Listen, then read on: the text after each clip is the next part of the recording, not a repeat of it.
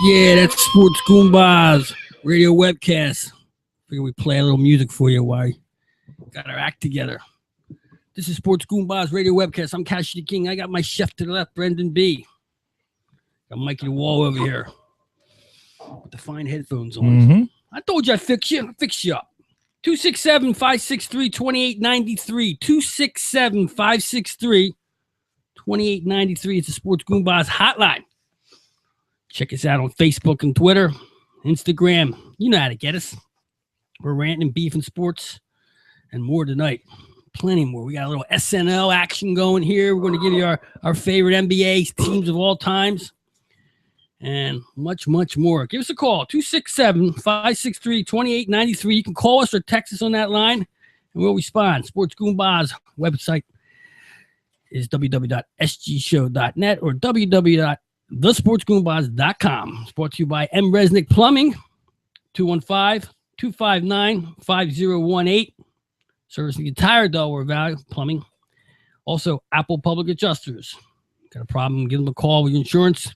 215-783-1282. 215-783-1282 is Apple Public Adjusters. Okay, let's get right to it. I mean, slow, super slow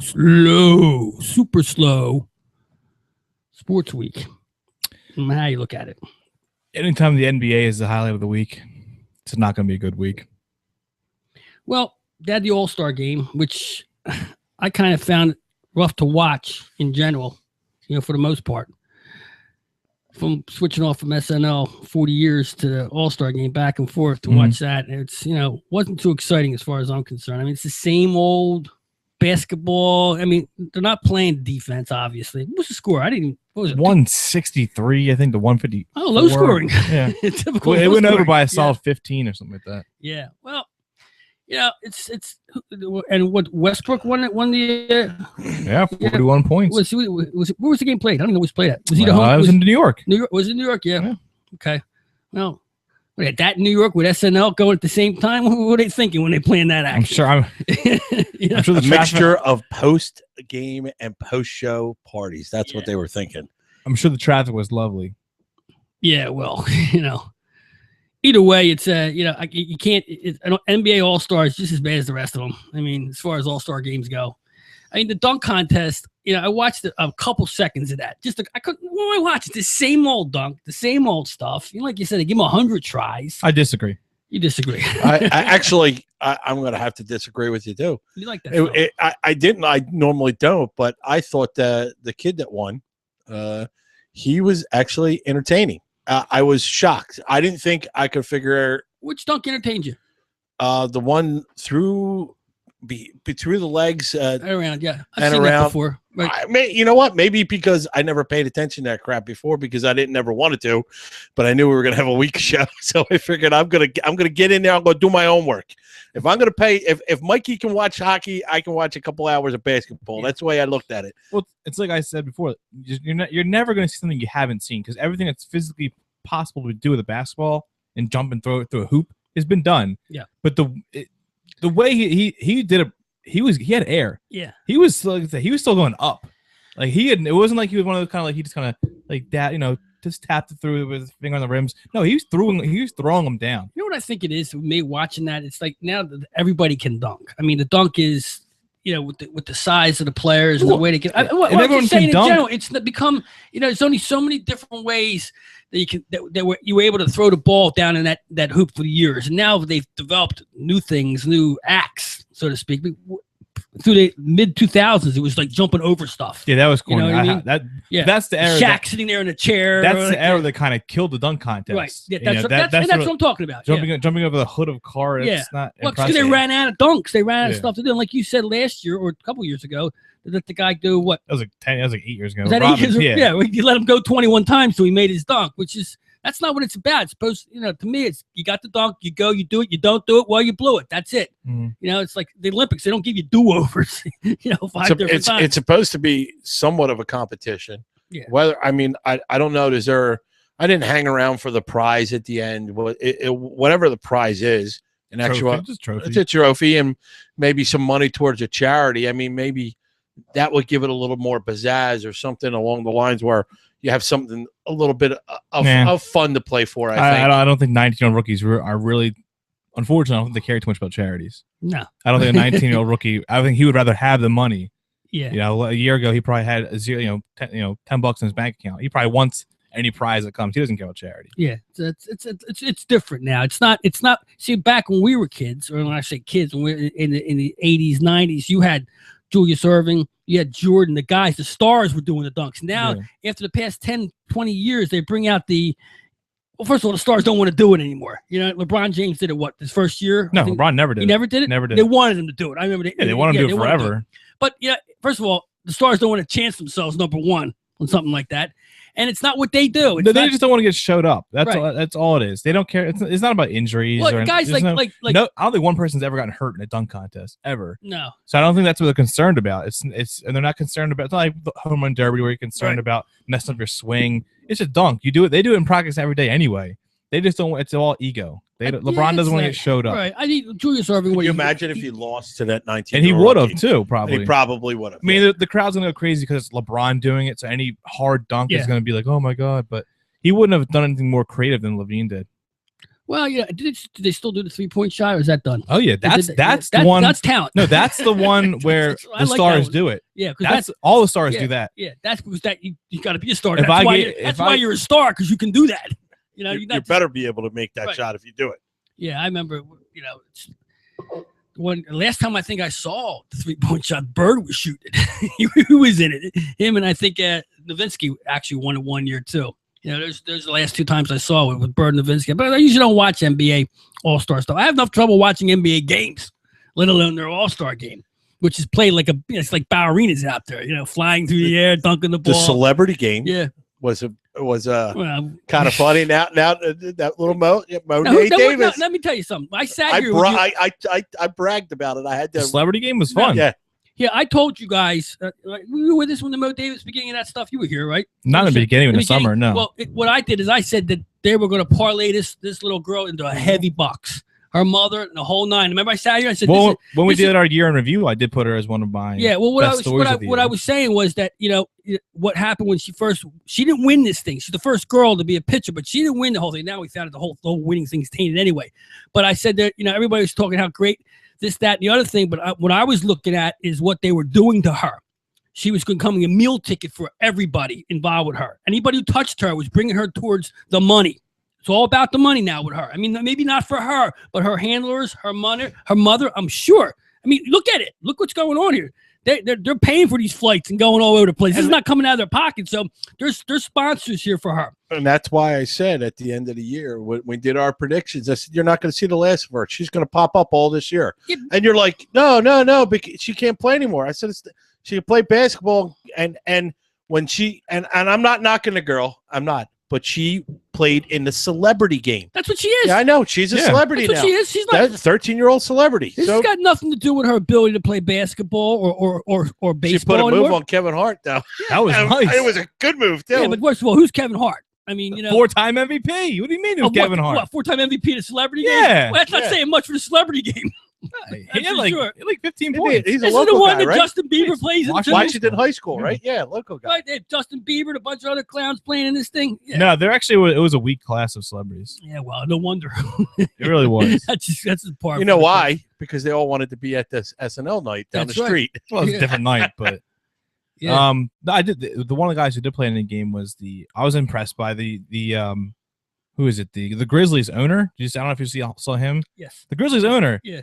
He's 36. He's like 6'3", worth $2.3 billion. Is there Yeah. anyone you would rather like change place? I'd rather be him in a heartbeat. Well, that's how was for Miami for the Mavericks when he was coming up. Cuban, he yeah. was same way, same deal. I mean, he's Mhm. a young kid, internet stuff, and making the right moves. Hit that point now, he's an older guy now.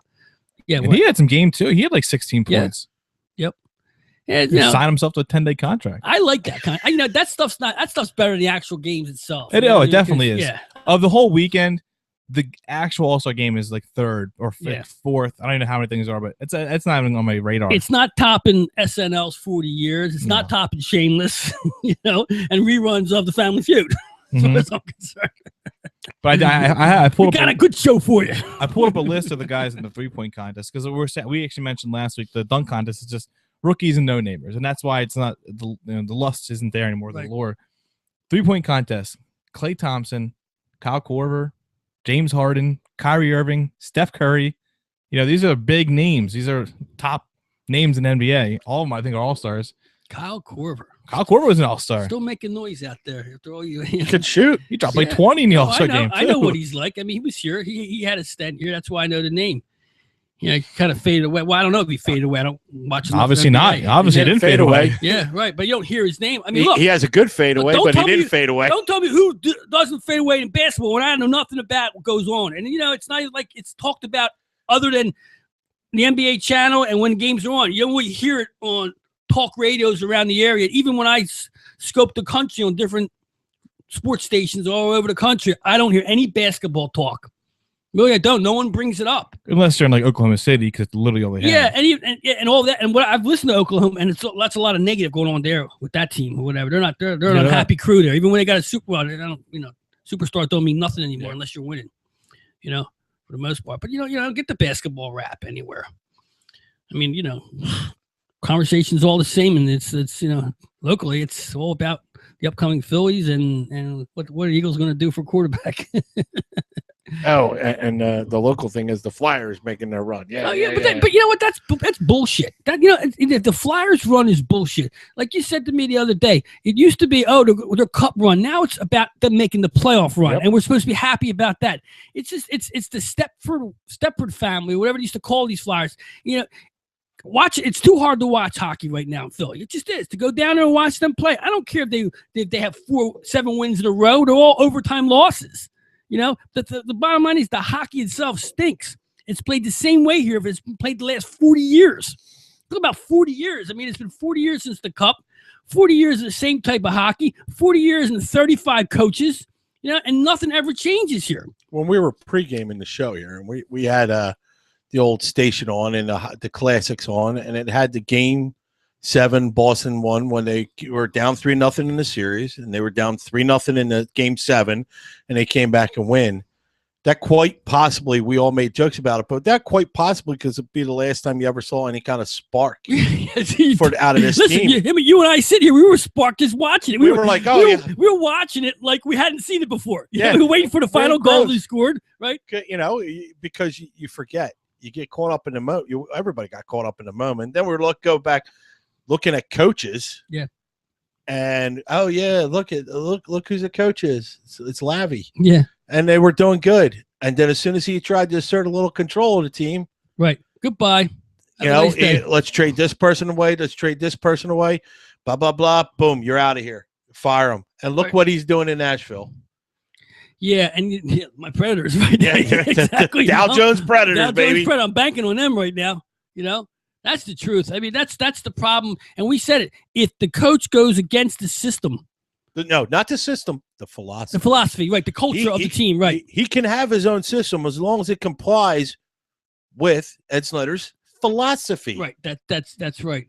And right now, every coach, they get their 1 or 2 years, 3 years. At the third year, they're in trouble here. Oh, if you didn't win it in your third year on bully hockey, you're out of here. And look at Lavi. He didn't even get it. He took over for Stevens. Right. Halfway through, turned that team around. He got a year extension that he never got to. Yeah. And it ended up being, and the downfall was the 24/7.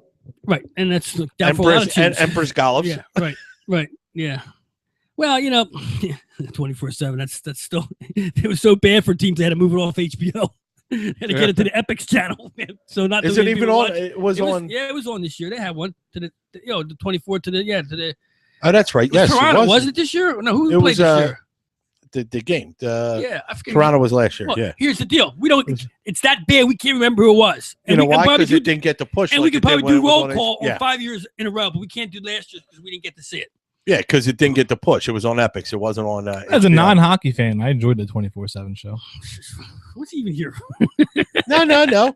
Because then it served its purpose, but it didn't convert you into a fan. This year, of course it only served. It only served this year. I didn't know it was a show this year. No, that's what I'm saying. Okay, That's I what enjoyed the Flyers one. Well, we all enjoyed it too. Yeah, the Flyers was the best one because it culminated with not only a great game but a great alumni game, which is even better than the hockey game itself. It culminated into a great weekend of hockey, and it was great for hockey.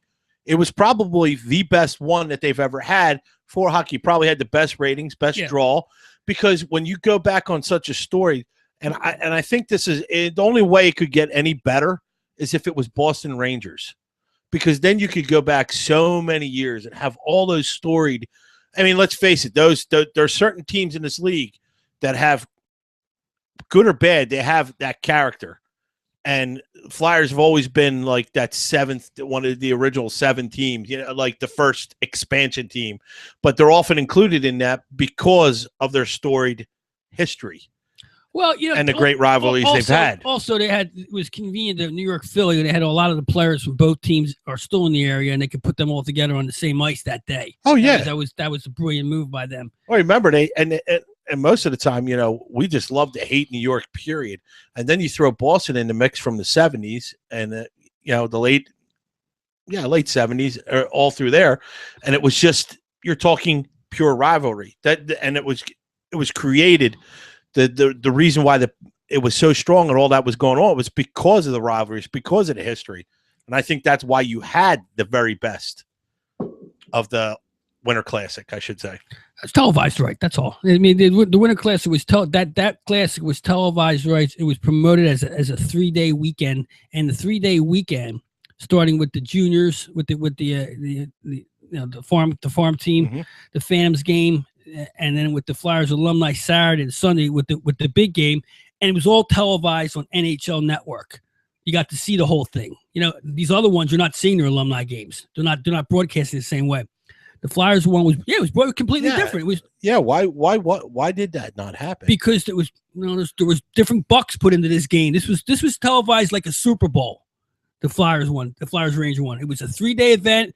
It was everything. They don't televise the alumni games from the other teams right now, but this one they did. And the reason they did is because it had so many stars. You had Messier, you had everybody coming back. And you know what it is? The thing is here, this town's so starving to see good hockey, they had to bring back the old guys to put them on the ice to satisfy everybody. And they did. Yeah. The biggest thing anybody remembers from that weekend is Perrant making a save. That's what everybody knows. And then taking his pads off and skating off the ice. He had enough. That's what everybody remembers from it. And the Linger Leclerc goal. That's it. It's a shame, but that's where hockey is here. We're always going backwards to remember our hockey because we never win anything. Okay, when you're talking about, I can remember in '95 the Rangers saying they haven't won anything in 40 years, and then finally they won it in '95 when Messier came over to the team. Right now we're in that same position here where it's been 40 years since the Stanley Cup was won here. We've been there. We've been close to it.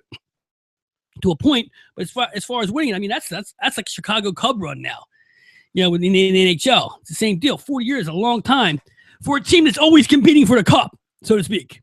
Well, in our minds, they're always competing. In the team's mind, they're always competing for. They are always, except this year. Now they're just competing to make the 8th spot again, because that's satisfying to the upper ownership team. Because a very, very, very good coach at one point. 5 years ago, took a team 4 years ago. Yeah, 4 or 5 years ago, took a team, an A seed, an A seed Yeah. and got them to play better than they really were for a stretch, because that's all it was. That's all it was at that point. Well, they found a goaltender too who got hot. It got hot, That yeah. started the whole streak of hot goaltenders in hockey, and that started there. I mean, you know, with the shootout win, which that's how they got in there. It was a shootout win. It was in that year, and without that shootout win, they wouldn't even been made the playoffs because they weren't that good of a team that year. No, they weren't. So now you get this. You get in on luck, almost luck, I should say, and ride hot.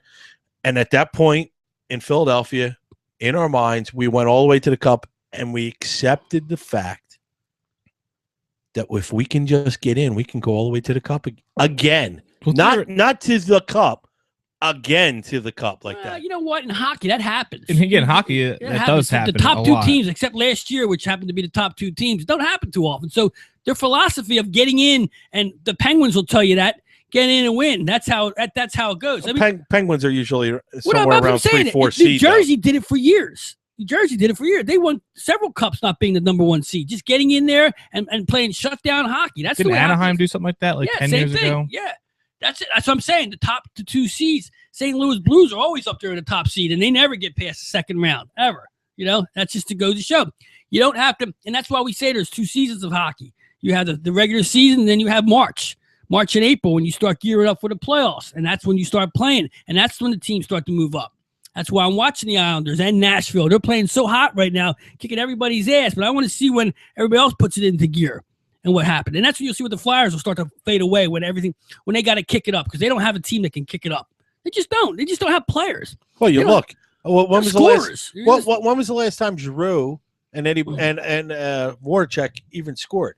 Yeah, I'm tired of hearing their names. I mean, their names are just out there because they're the face of the team. Those are the two players that are face of the team as far as selling and getting people to come in and taking pictures with. Enough of that. That doesn't work for me anymore. I mean, I go to games. I watch them. I sit there, you know, and just stare into space and watch the icing calls. The game you sent me to, it was the Islanders, and you saw the Islanders swarm. It was a different kind of hockey.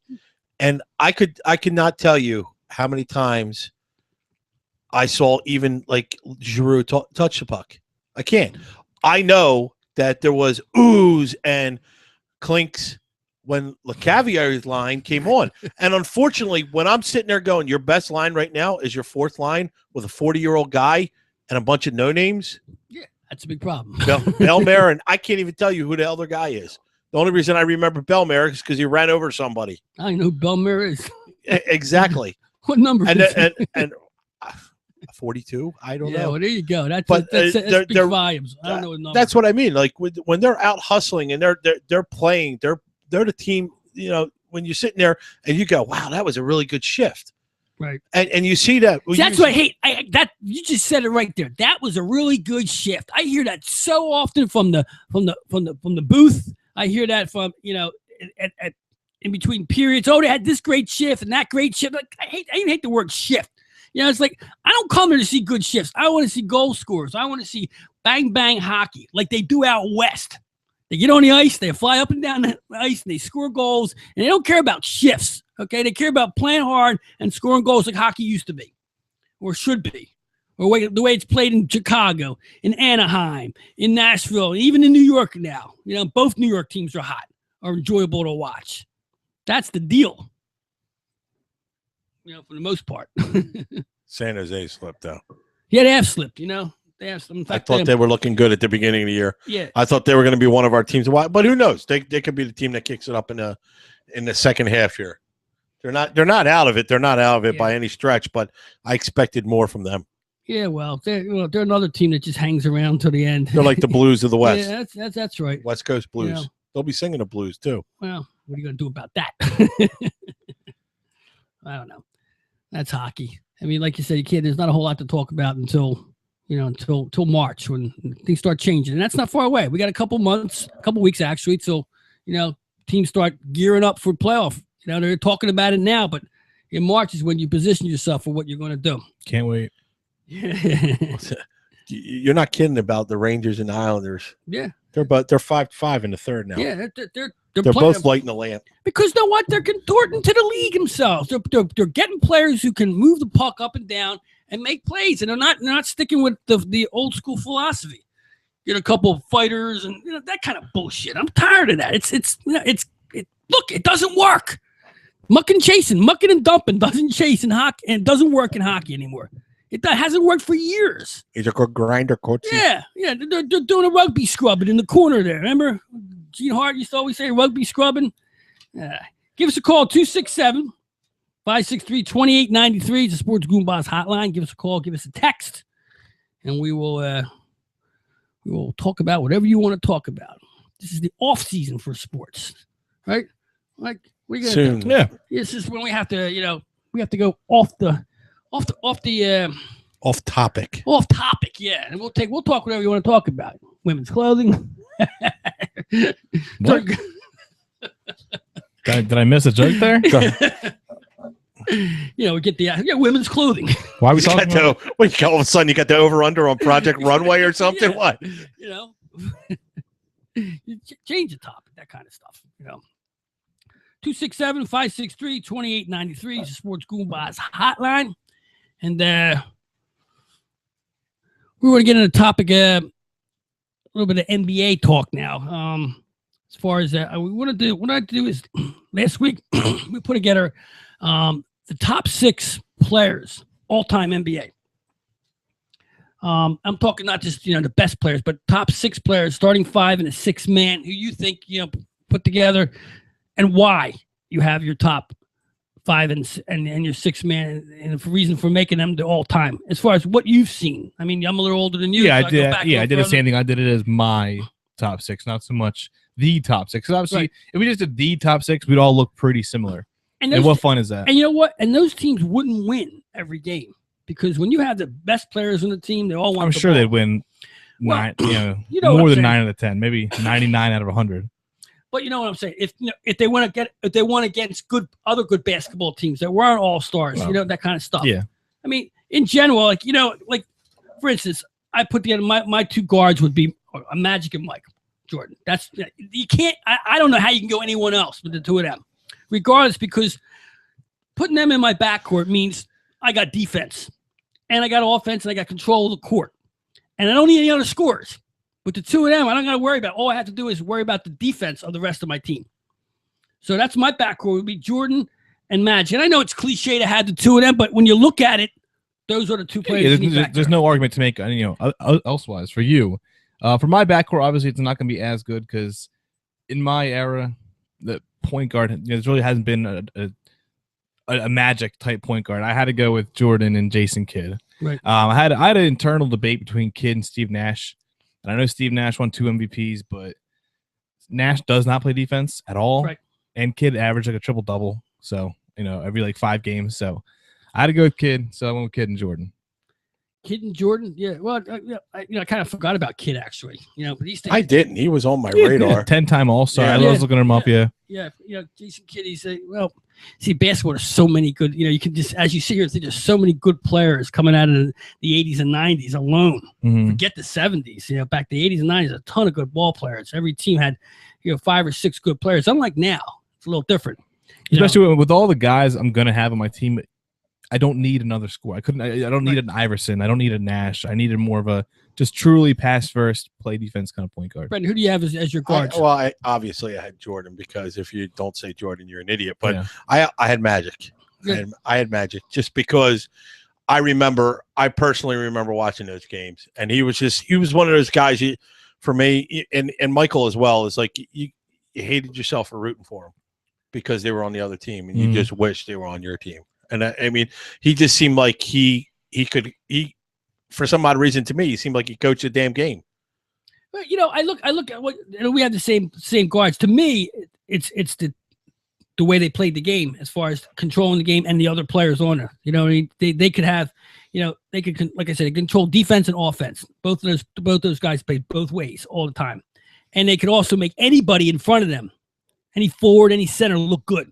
The way they move the ball around, that's where I have them. All right, we'll get to the rest of the teams. We're going to take a break here. Sports Goombahs radio webcast, Cash the King. I got my chef, the leper, and the big. We're going to take a quick break here, and we'll be right back. Hi, Cassidy King from Sports Goombahs. Listen, shop 344tees.com for your favorite men's, women's, and kids apparel. T-shirts, hoodies, sweats, and more. With every name brand available. My man Larry Gilman will take care of all your printing and embroidery needs. Whether it's for business, sports, organizations, or maybe you're just opening up a pizzeria. 344tees.com will get it done. Call now, 844-542-2774. That's 844-542-2774. Their customer apparel marketing team are available not just to only give you the product you need, but give you the support and customer service that best matches your goal and budgets. Call 844-542-2774. That's 344tees.com. BZI Group Inc. for your individual and small group health insurance needs. BZI offers free, instant online insurance quotes and applications from major health insurance carriers. The BZI Group is dedicated to a no-nonsense approach to health insurance. They focus on giving you the insurance you need in a timely and cooperative manner. Whether you're looking for individual and family, group, seniors, life, or long-term coverage, BZI can help. For additional information or to speak with an insurance expert, call 1-800-431-4834 or email them at www.bzigroup.com. Stop paying your bookie each week and start collecting. They have the best handicappers in the world, all in one place. And their only job is to win you money. Check Jeff Brandy's and all the experts at trendbetting.com. Trend betting theory is simple. Trends dominate in sports, and you will win in the long run by following the dominant trend. You will lose in the long run if you buck the dominant trend. Simple enough. That's trendbetting.com. When you need a good roof over your head, call Seal Roofing. They've been keeping folks warm and dry for many years now and are proud of their work. Seal Roofing and Contracting does it all, whether you need simple repairs before the next big rainy season or a whole new roof. Maybe you need new siding or windows. You can be certain that when you hire Seal Roofing, you're hiring the best. Available 7 days a week with 24-hour emergency service and free estimates. Call 215-533-4066. That's 215-533-4066 or visit sealroofing.net. Has your home or business been damaged by a recent storm and you're left to deal with the insurance company to make things right? Turn to Apple Public Adjusters and meet owners Patrick O'Donnell and Mark Stendardo. If you've suffered recent storm damage to your home or business, call 267-538-3373. That's 267-538-3373 and protect your rights and maximize your benefits.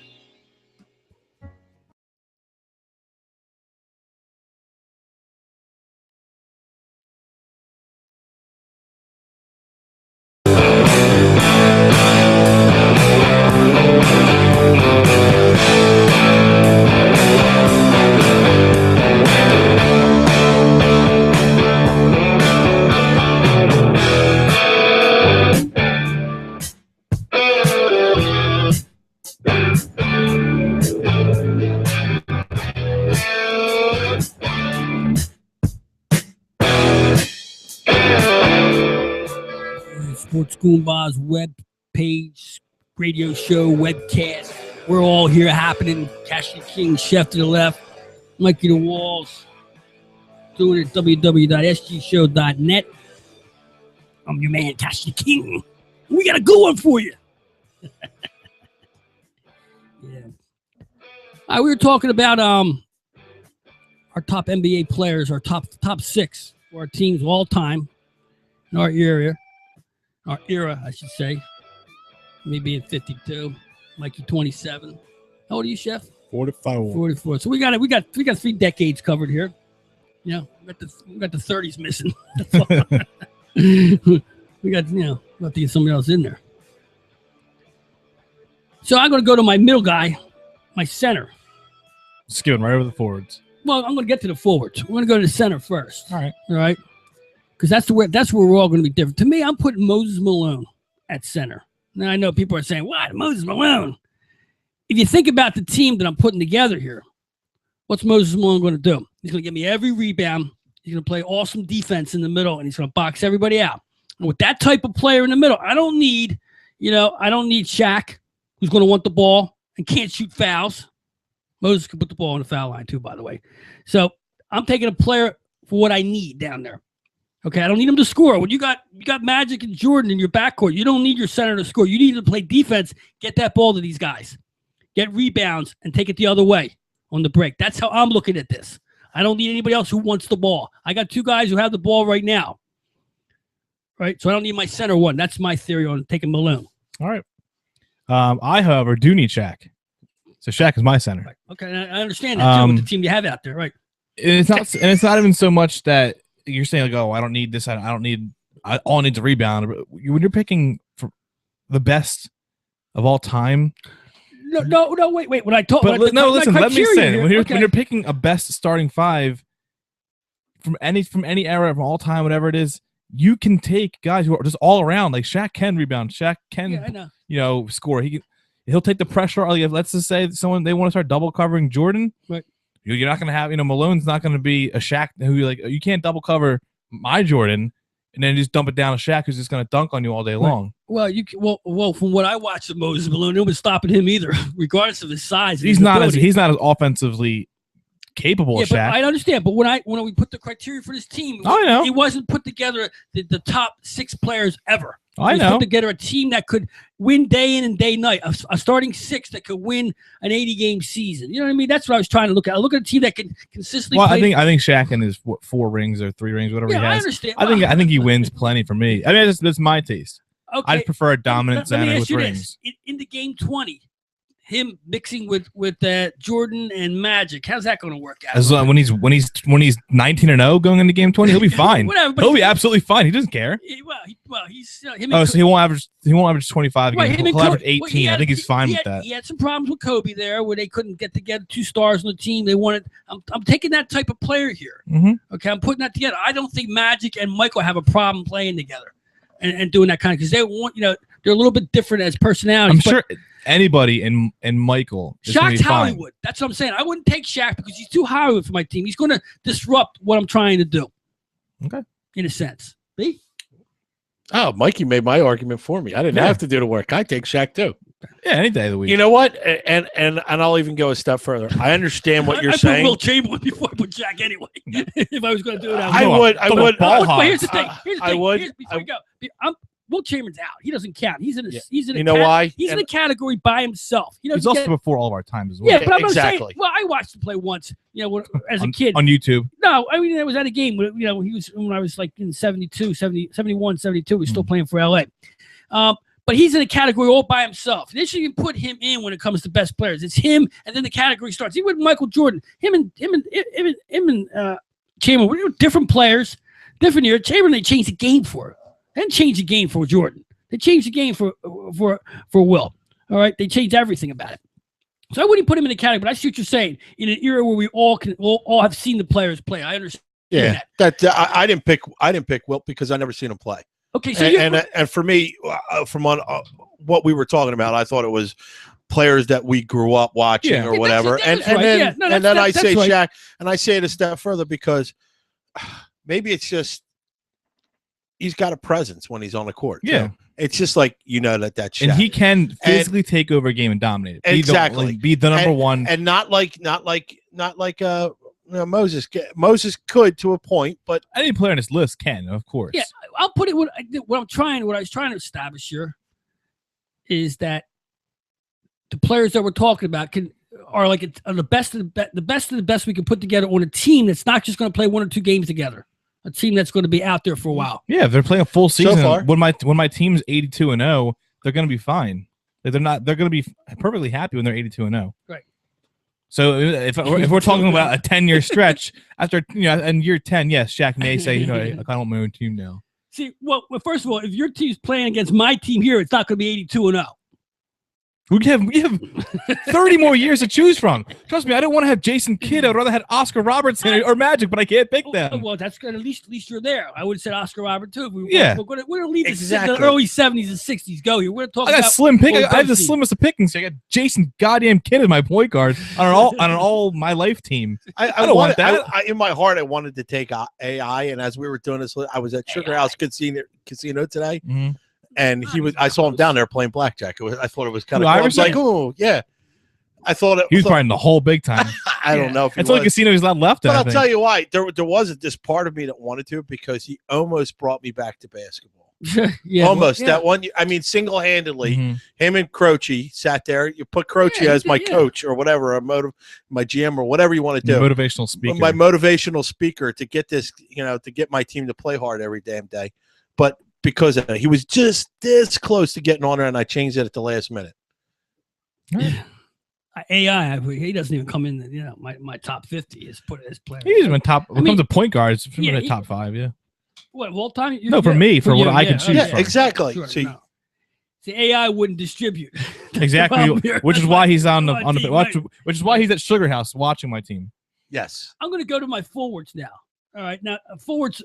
To me, I'm going to go Larry Bird. Because I think that Larry Bird can play with these guys and not have to have the ball. And when he does have the ball, he's putting it in. Okay? This guy. What? Mr. I don't know about Shaq and Kobe with issues. You have Bird and Magic on the same team. Well, they got no problem with each other playing together. They hated each other. They did not hate each other. That was the game being played out there. They don't hate each other. And when they were on the court together, they played quite well when they had the opportunities. All-star games or just, whatever, celebrity. Even an all-star game. Not the all-star game. They played the Olympics together. They played. Well, Bird was kind of beat up by then. But, I mean, look, those two on the game, on a team consistently through an 82-game season would be unbelievable. Okay? Of course they would be. And I'm taking Bird here because Bird is the type of player who can thrive on this team, okay, as far as getting his shots and not complain about the ball and kind of like, work with them. I think that's the type of player that he is. Once again, I'm going for a team that can make it through 82 without beating the crap out of each other. I understand. That's who I'm taking on my one side. On my other side, I'm going to take Julius Erving. And the reason I'm taking Julius Erving is because there's my wingman. There's my guy. There's my show right there. And he doesn't. He my as another guy. Smoke your team. You wouldn't smoke this team. Let me tell you something. You couldn't smoke that team just with the backcourt. You couldn't do it. I can't choose Jordan, or I can't choose Magic. I mean. That's what I'm doing. This is the team I'm putting. I'm at a handicap. My youth is a handicap here. My youth is a handicap. You have anything more to say about your team before I go to mine? Yeah, go ahead. Because you're not beating these forwards. Yeah, I'm going Bron and Tim Duncan. I wouldn't put Bron. Well, Duncan. I had Duncan on there, but I pulled him off because I don't know why I pulled it. You see what I have written on there? Actually, I had him. Duncan taking him off. Yeah. I had taken him off. Yeah, I had him. Oh, you had him listed out of position at center. You cheapskate. Well, no, at first I was moving him around. I could have put LeBron at point guard. You could have. No, I can't. That's not a true position. You could have Magic at center. I could. That's once again. You're telling me things that I know I could do with these 6 guys.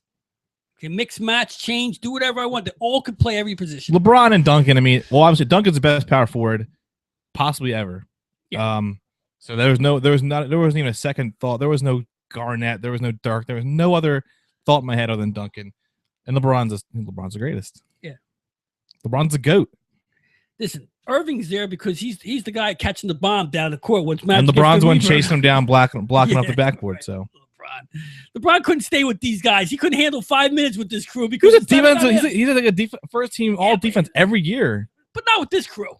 What do you mean with this crew? Pushing him to the back. He's not playing well with these guys. He couldn't handle the what does Julius Erving weigh? 170 pounds. LeBron weighs 270. Listen, LeBron's going to bully him. There's no way. I'm talking about playing with these guys, not against them right now. Well, obviously our teams are playing each other. Listen, I'm talking about the team itself, regardless of who they're playing. There's no way LeBron plays with Magic or Jordan. There's no way those personalities even work on a team. No, they don't. Not a chance. Jordan's like his idol. Oh, man. His idol. Yeah, there's a lot of guys who are out there idols, but that doesn't mean they can play with them. Of course he would have loved to play with them. As much as I hate it, I'm going to agree with Mike. I have LeBron as well. Yeah, you guys. Because you know guys are why? making the usual suspects. Man. No, I'm not. Because like Mikey He's said, the best. they're physical specimen. You compare the two sizes, it's not a contest. Yeah. It's 3 inches. He's given up 3 inches. What, in like 52 pounds, something like that. If you're going to tell me Larry Bird and is I'm including trying the, to keep up with LeBron, and I'm including the fro from the ABA days from Doc. And as much as I love him, I'm telling you, Moses has got LeBron taken care of in the lane. He does. It's going to happen. I'm telling you, he doesn't go in the lane with Moses there. It doesn't happen. It doesn't, does. it's not just gonna like happen. that Rocky movie where they had that and he simulation dunks on his face. You guys are living in you guys are living in a la la land. You got to put these teams up on Facebook and let them. But pick also my, my team other as a guy, your backcourt isn't better than my backcourt. That's not fair. I can't choose Magic. Well, then why do you? That's your only thing to keep. It's not fair. I can't choose LeBron. Yes, you can. Why can't I choose him? Are you not watching him? You're no, alive. I'm not watching him. You got 40 years to come the to hell? cover. LeBron James. You're old. You got 40-something years to cover. Keep LeBron harping James on. is trash. Put him on a team with no players. See what happens to that team. I'm going to the phone because I'm getting nauseous. I still ain't done my team. Sports Goombahs, welcome to the show. Neither is anybody. Hey, how are you? How's everybody tonight? We're doing pretty good. We're ready to we're going to start brawling here. What do you want? It's going to be a brouhaha. A Donnybrook. They don't like my basketball team. I was going to talk about the old Flyers with you. You know what my memories of the old Flyers were, and how they impacted my thinking about hockey. Oh yeah, what's that? Well, I'm thinking, my last memories of the Flyers was Dave Schultz, Steve Barber, the center. What was his name? The Bobby Clark. Guy. Bobby Clark. What was his? Clark. Bobby Clark. Bernie Pond. And I was a Ranger fan when I was young. And when they would hook up, you knew that the Flyers were going to kick the Rangers' ass. You knew that Dave Schultz was going to just beat on somebody over there, and it would be all over. The Rangers would sit and look around and watch Schultz beat the guy up, and that was my memories of the Philadelphia Flyers. They were just a great squad for so long, and when Freddie Shearer was the coach, I think that was when they had their best squad. I don't know. What do you think? Well, you're stating the obvious there. I mean, that's the problem. We're going back 40 years, enough already. These guys are going to be dead by the time this team wins another Stanley Cup. I mean, you talked about the alumni game. I think they could probably still go out there and kick some ass. Well, that's all fun and games, but the reality is that they're still playing, like we talked about before. They're playing the same type of hockey they played 30, 40 years ago. It's the same hockey. It's like the only thing that's changed, Jeff, is the fact that there's more advertising on the walls. There's a net behind the net, and that's it. Because anything else you're just watching, it's the same hockey, same type hockey. I think the only team that really succeeded at that mucking rugby game was the Flyers, because they were just so bad. When I say bad, I mean physically just so intimidating. Yeah, but the only team that they didn't intimidate were the Islanders. I know you can. Jeff. I know we can go roll calling on the Islanders, but I know what you're saying. But the bottom line is that hasn't changed, and to have to talk about this team 40 years ago is ridiculous. That they're still playing the same way, and that's not how hockey's played anymore. I mean, and to have to watch them. I mean, you look at teams now. I mean, what happened? You look at the Islanders now. What they took them how many years to get themselves right? They hadn't done nothing since those 80 teams in the past 20 years, and they still have double the amount of cups as the Flyers. Right. and I'm not saying it. Unfortunately, Jeff, your view and your memory of the Flyers is the same as frickin' Snyder's right now. And what you remember and what you're living off of from when you were a kid is the same thing he's living off of right now. And he doesn't realize it cannot be like that anymore. Living in the past, man. Yeah. I'm not arguing with you. I'm just saying you're right. You're absolutely correct. I'm agreeing with you. The game has changed. You talked about the LA Kings getting hot for that period of time. Exactly. They were fantastic. I mean, that's the way the game is. And also it will be interesting to see how the Rangers and the Islanders do play in these playoffs coming up. Yeah, well, the Rangers got a veteran team. I mean, the Islanders, it's a growing hockey team, but they're hungry is unbelievable. They're playing. They got nothing to lose right now by playing the way they are. They can come out there and and you know what? They're doing it at the right time. I mean, the freaking team's moving.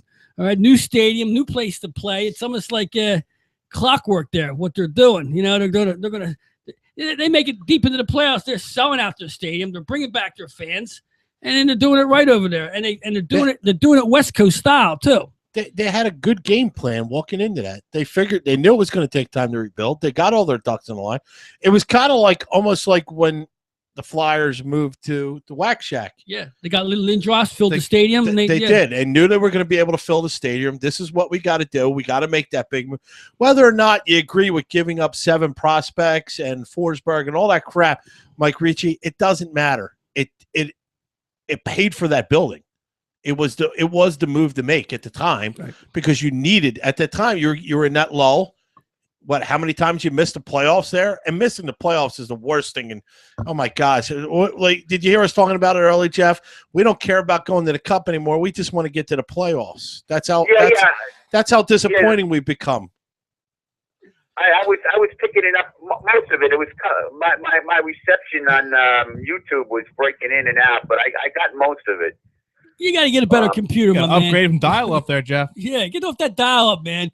You got to get flip phone. I have a 14 4K modem. What are you talking about? I'm state of the art. You state of the art. We got to get a little jetpack put on there, you know. Little motivation mover. I have Optimum, and they just stink. I just don't like Optimum. Yeah, but you're in Jersey, man. it's all different over there. Once you cross the river, it's all different. It's not the same. You know, you're working off that New York stuff. I had FiOS, and it was great, but Optimum is not. I don't never even heard of Optimum. Well, whatever. Let me ask you a question. We're talking about basketball here, about our NBA teams, and I'm trying to put together a team that's not it's all stars, but each star having a certain way about them that they can survive together.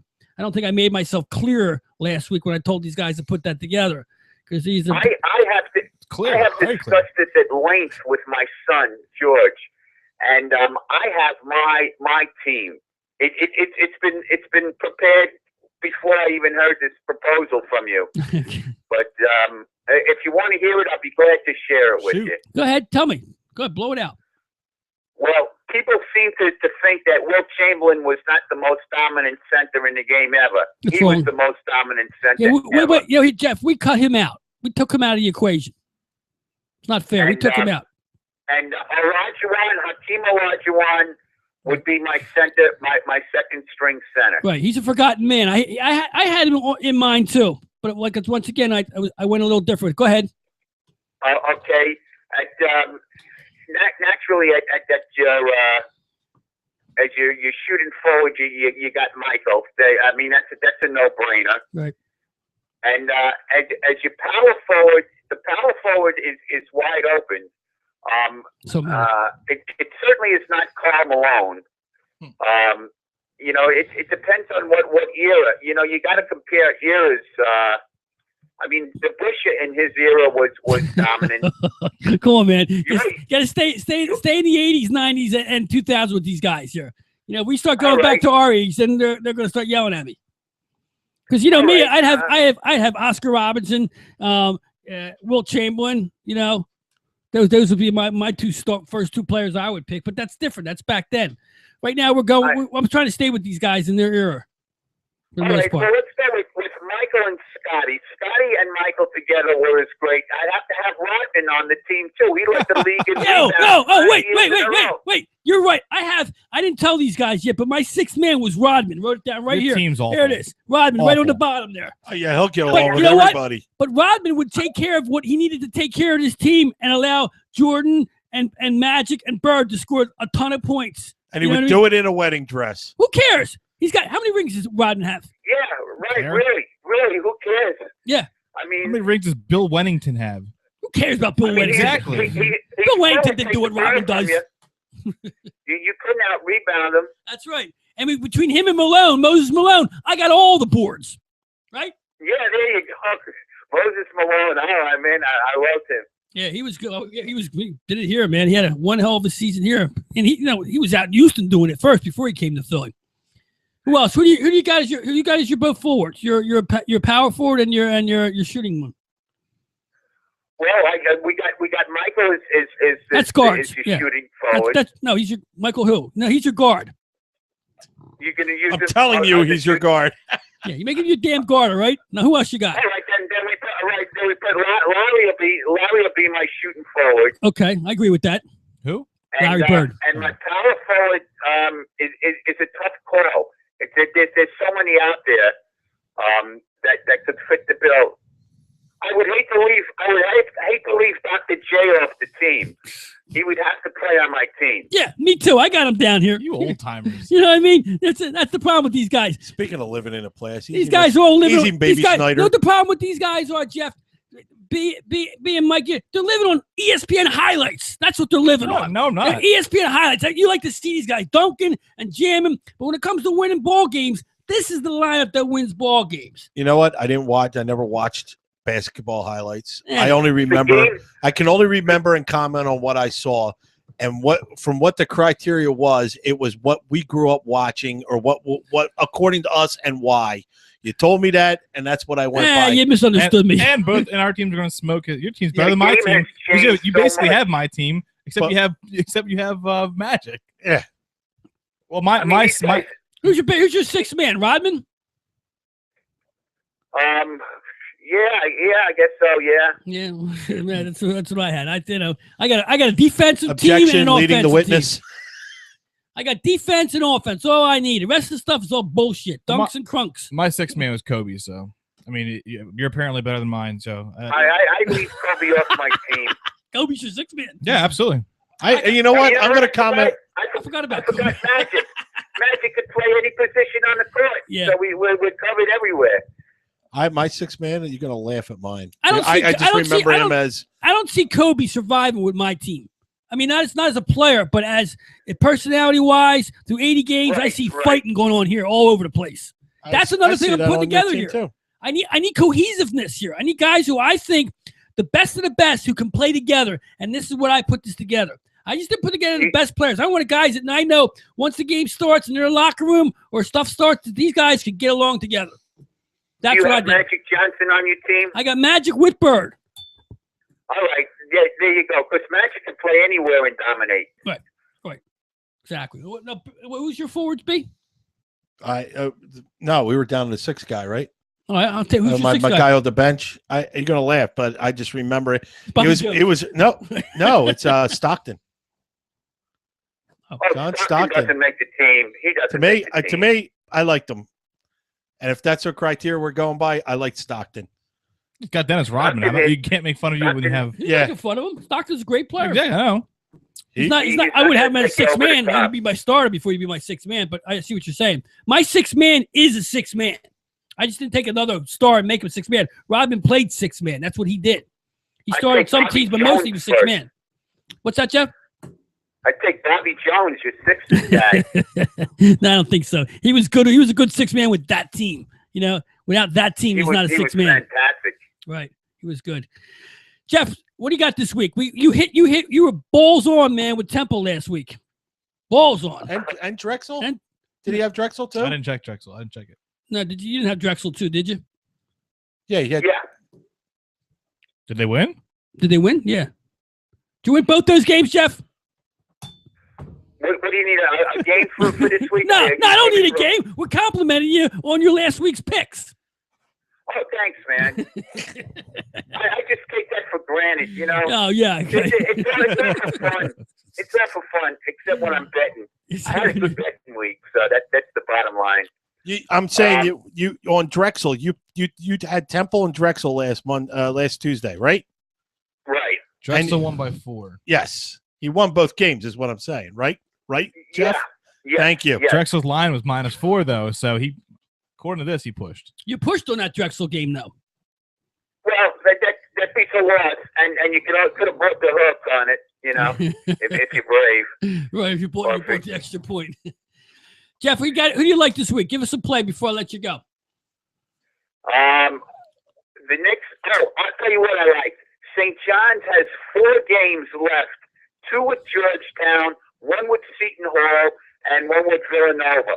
Bet St. John's on a spread on all 4 of the games. You got it.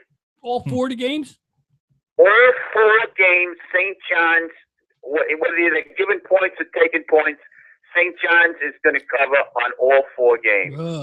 Bold call. Ooh. And all 4. That's a bold call. That's our roll call, bold call, play of the week. Roll call, bold call. That is given to me by my friend Bob Welsh, who I saw hit a $50,000 pick six with an $8 ticket. So I'm considering the source here. Yeah, give your website a shout before I let you go, man. Get all of my picks, Team Brandy's at trendbetting.com, and you'll be glad that you did. All right, my man Jeff Brandy's checking in. Thanks a lot, Jeff. You have a good one. We'll talk to you next week. And all you guys, thank you. It's a pleasure. Have a great night, guys. All right, I'll see you. Jeff Brandy's checking in the Sports Goombahs. He's a pistol. He's definitely a pistol. All right, so did you finish your lineup, or you have your 6-man? Yeah, my 6-man. I was debating between Durant and Kobe. Yeah. I went with Kobe. I think Durant has shown enough yet. He needs more. I don't think he has, but I mean, Kobe. You're looking for a score off the bench. That's a but score. But Durant to be in this category of guys yet, he's got a lot of work. I just wanted a score. Yeah. It's what is either him or McGrady or Wade. I understand as I put this lineup together, there's 50, 60, 70 other players we haven't even come across who can make this lineup. You just go back into the 80s. Go to those Detroit Pistons teams. Nobody mentioned. Yeah. We didn't mention Olajuwon. We didn't mention Ewing, Malone, a lot of the big guys. Yeah, there's the David Robinson type, and you could just go right through. And Jabbar was, I know you saw him a little bit. Those 80 Laker teams, right? I saw him highlights. I didn't see it as live. Yeah, when were you born? I was born in 87. Shit, he is young. Yeah, you didn't even see that. You didn't see the magic. And you know what? I didn't see a lot of him either. I saw more of him in Bruce Lee movies than I did in any kind of. It's funny as I sit here with him, I don't look at him as 27 years old. You think he's our age? When I talk about magic, I'm wise amongst my. I'm just saying what you have seen and haven't seen. You weren't alive when some of this good shit. No, all I know is Fat Magic. I don't know. Yeah, that's right. You know him as Tragic Johns. Yeah, AIDS victim. He cured it with money. So right. So as far as you're concerned, locally, all you've seen is one championship. Yeah, that's it. One championship in this whole city in your whole life. My whole lifetime. Yeah, that's tough. I haven't seen much more, but I'm just saying it's tough. 27 years of 4 different sports. I don't feel like doing the math. All you got to do is be 108 seasons of sports, and I have one championship. All you got to do is move to Boston, New York, and you're out of the woods, man. That's or Chicago. Boston has like 10 championships in 10 years. And what's good about Boston is they win in all different sports. They just don't dominate one. And baseball, basketball, they won it all. Yeah, they're just I did see. I believe it was a Philadelphia Wings. I think they won a championship once. They won 2 of them. Well, if you go back to that, I got a Calder Cup. Yeah, well, you know me. I was living and dying on that Calder Cup series. You can't even get on a file real hockey. Wait a second. Talking blowing his load on. Because the Soul won a championship. Yeah, I saw that. Indoor football, right? I went to a Soul game once. Yeah. The hell, a horse won a Kentucky Derby too. You want to go that way? I'm counting them too. How about the boxer? What's his name? Smarty Jones. No, I count boxing. Boxing's not a sport. Yeah, horse racing is. I don't count that either. I hear you loud and clear. Cassidy King, Chef to the Left, Sports Goombahs, WWSGshow.net. We're live at the 515 studios here in Bucks County, PA, waiting for the next big snowfall. We giving our picks or no? We're gonna come back. We're gonna take a break first. Right. I gotta pay some bills here with some of these advertisers. We'll be right back. I'm gonna put them on. Shop 344tees.com for your favorite men's, women's, and kids apparel. T-shirts, hoodies, sweats, and more with every name brand available. My man Larry Gilman will take care of all your printing and embroidery needs. Whether it's for business, sports, organizations, or maybe you're just opening up a pizzeria. 344tees.com will get it done. Call now, 844-542-2774. That's 844-542-2774. Their customer apparel marketing team are available not just to only give you the product you need, but give you the support and customer service that best matches your goal and budgets. Call 844-542-2774. That's 344keys.com.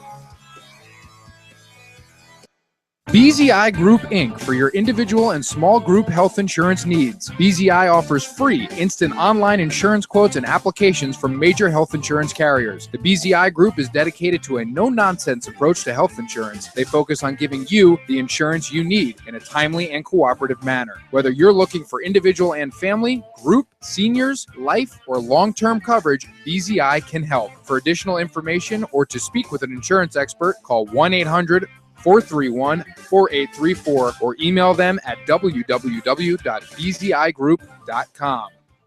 Stop paying your bookie each week and start collecting. They have the best handicappers in the world, all in one place. And their only job is to win you money. Check Jeff Brandy's and all the experts at trendbetting.com. Trend betting theory is simple. Trends dominate in sports, and you will win in the long run by following the dominant trend. You will lose in the long run if you buck the dominant trend. Simple enough. That's trendbetting.com. When you need a good roof over your head, call Seal Roofing. They've been keeping folks warm and dry for many years now and are proud of their work. Seal Roofing and Contracting does it all, whether you need simple repairs before the next big rainy season or a whole new roof. Maybe you need new siding or windows. You can be certain that when you hire Seal Roofing, you're hiring the best. Available 7 days a week with 24-hour emergency service and free estimates. Call 215-533-4066. That's 215-533-4066 or visit sealroofing.net. Has your home or business been damaged by a recent storm and you're left to deal with the insurance company to make things right? Turn to Apple Public Adjusters and meet owners Patrick O'Donnell and Mark Stendardo. If you've suffered recent storm damage to your home or business, call 267-538-3373. That's 267-538-3373 and protect your rights and maximize your benefits.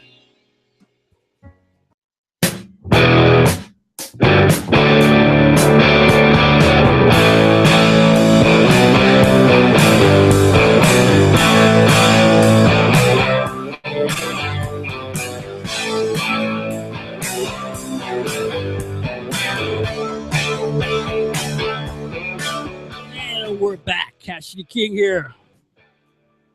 Chef to left, Brendan B. Mikey the War. Bickering and bitching. The Cash Ben's basketball team. It's all right. I could take it. I could take it with the best of them. You know, gotta start the beefing somewhere. We're live at www.sgshow.net. Check us out at Facebook, Twitter, Instagram. Just use the typical words. They'll get you there. Give us a call, 267-563-2893. Sports Goombah hotline. Smoke phone. Text us. If you don't want to talk to us. Lines wide open. And we're live. Completely live. No editing here. We do it as it happens. And right now, it's time for me to earn you some money. This is the pick session. Yeah, pick session is brought to you tonight by our gang at Auto Magic Car Care. Mikey, what do they do? Shine your car real nice. They shine your car real nice. And I'm telling you, after this weather goes, what they've done, what this area has done to my truck, it's white. It's black truck. Yeah. It's completely white. I have a navy blue car. I don't know what kind of crap they're putting on the streets around here. And, you know, they do it before it snows now. So now you can suck up all that shit in your engine in the bottom. Get your shine box. It's awful, man. Yeah, I'm telling you. The roads themselves are white. It's right. It's all that there, and it's toxic. They say you don't let that stuff get on your mouth. Like, clean it off before you get into the house. Either way, your carpet or your hardwood floors. Auto Magic Car Care. Check them out at automagiccarcare.com. It's their new website. 215-322-2561. Mikey Primo Jr. and Matt Litton. They'll take care of all your detailed needs of your vehicles. Tell them the Goombahs sent you. Yeah, tell them the Goombahs sent you. Give you a couple $1 off. Or a free magnet, something. Auto Magic Car Care. Check them out. 215-322-2561. All right, let's get right to it. See what I got for you. Last week, we were 2-2. We hit our Dow Jones last week. We hit our Nashville game. We hit our Islanders game. We got stupid and went after the Montreal Flyers game. I just didn't think Philadelphia had it in them to beat Montreal. And what they do is they put out their A game, which consists of no scoring but not letting the other team score, and busted down Montreal 2-1. And I lost the over 2.5 with Montreal, and I lost the game itself to -165. So 2-2. With the way hockey is, lost a couple bucks. That's all. Not a big deal. And that's where we stand with that. So I didn't earn you any money last week. I'm going to try again this week.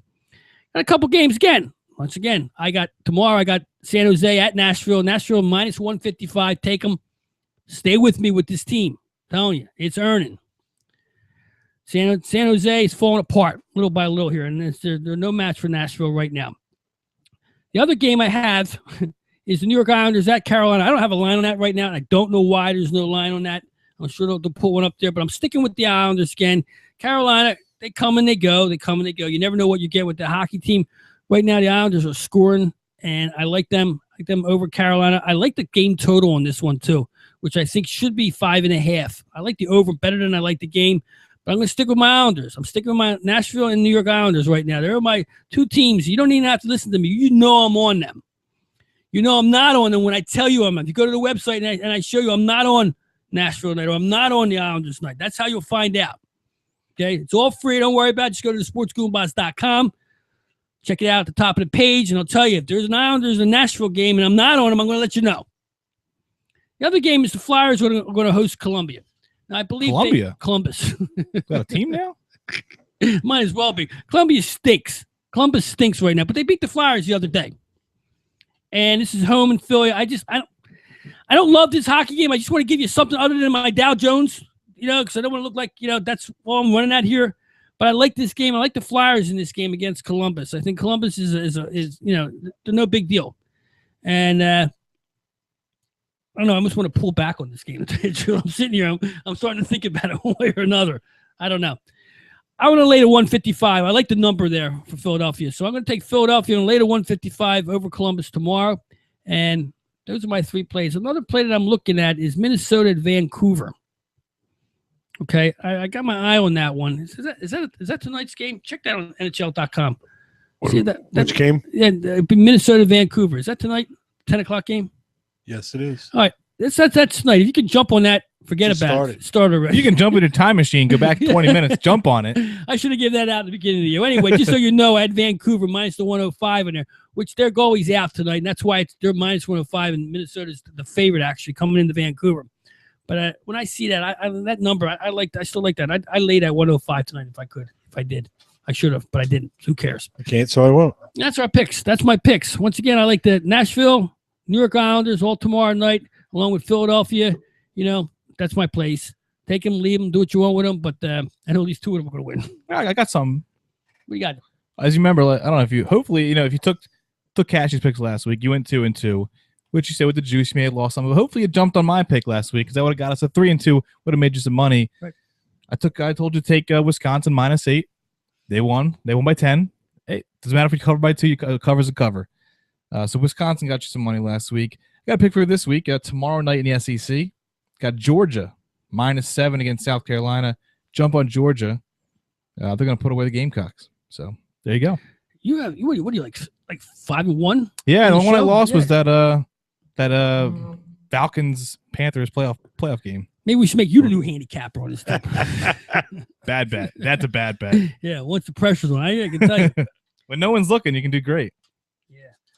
That's our picks for this week. Like them, don't like them, do what you want with them. They're free. They're yours. And once again, if you're paying your bookie, the majority of the time, it ain't our fault. That's right. This is the Sports Goombahs at thesportsgoombahs.com. And those picks are brought to you by Auto Magic Car Care. Check them out at automagiccarcare.com. Spell it like it sounds. Give them a call, 215-322-2561. Mikey Primo and Maddie Litton, our boys, detailing your car. Best in the business, bar none. All right, let's get right back to where we were here. We're done with our basketball.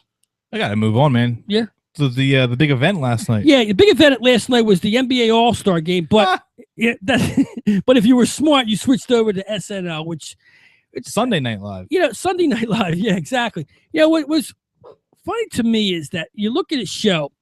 I don't know if there's another show out there other than The Simpsons that's been running as long. Simpsons been running as long as you've been alive. Yeah, but Simpsons is nowhere near as long. I know, as no, but I'm just saying it's just that those type of shows. Mm-hmm. SNL is spanned through my entire life. You know, started when I was 12 years old. The first show, in the 70s, 1975, I think it was. Yes, it was. 75. With the not ready for prime time players, you know, the best of the best. And you look back on them, best of the rest. Right, you look back on those videos of them. It's so old looking. Yeah, it's grainy. It's grainy. It's funny, but from what you've heard now in these years gone by, that comedy is almost like it's got. I don't find anything from that original era funny at right, all. That's what I was going to say. You don't. Nothing makes me laugh. In other words, you're saying it's dated. It's dated. Yeah, Richard Pryor with this and some of the stuff they did back then you can't do now because it's so racial.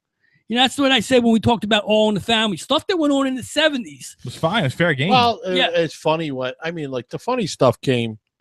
What was the one that almost got him fired when he bent over the refrigerator repair guy? Now, Dan Aykroyd put his ass crack on TV. All right, he bent over and because everybody knew about it, plumber's crack. You know, but it was a joke everybody knew.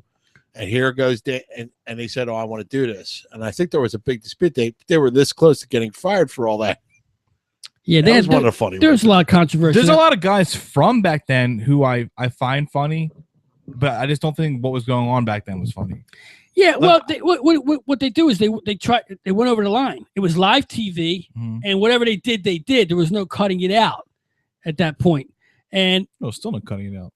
Well, I'm just saying, but it was different back then. Now you see live shows. There's live different live shows. Back then, the only live show you had, and it wasn't really live, was the Tonight Show, which was recorded earlier. Mm-hmm. But this is live. You saw it as it happened, and that's what made the show so unique. At the time, and really, no one's done it since, and still hasn't, except us. We're the only other live show that you can see that's live right from the studio. Monday Night Raw. Monday night, yeah. Monday Night Live with the Sports Goombahs. We're live. Once a month. You know, the pizza man comes, we're answering the door. If Vic starts barking or takes a crap on the floor, we're cleaning it up. I don't mind. It happens here. You're seeing it as it goes down. Hey, speaking French, what's his wee shit? You're cleaning it up. Anyway, it was a great show. You know, it took you back in time. It took me back, you know, as I'm watching this stuff. Like, I like to go to YouTube now and watch some of these skits now and then. And I compiled a small list here of my top three. I did what I did is my top three. It's tough to get three.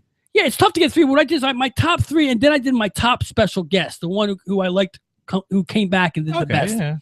I mean, I love Dan Aykroyd. I like Dan Aykroyd in movies and stuff. I like Dan Aykroyd. Just a good actor, you know.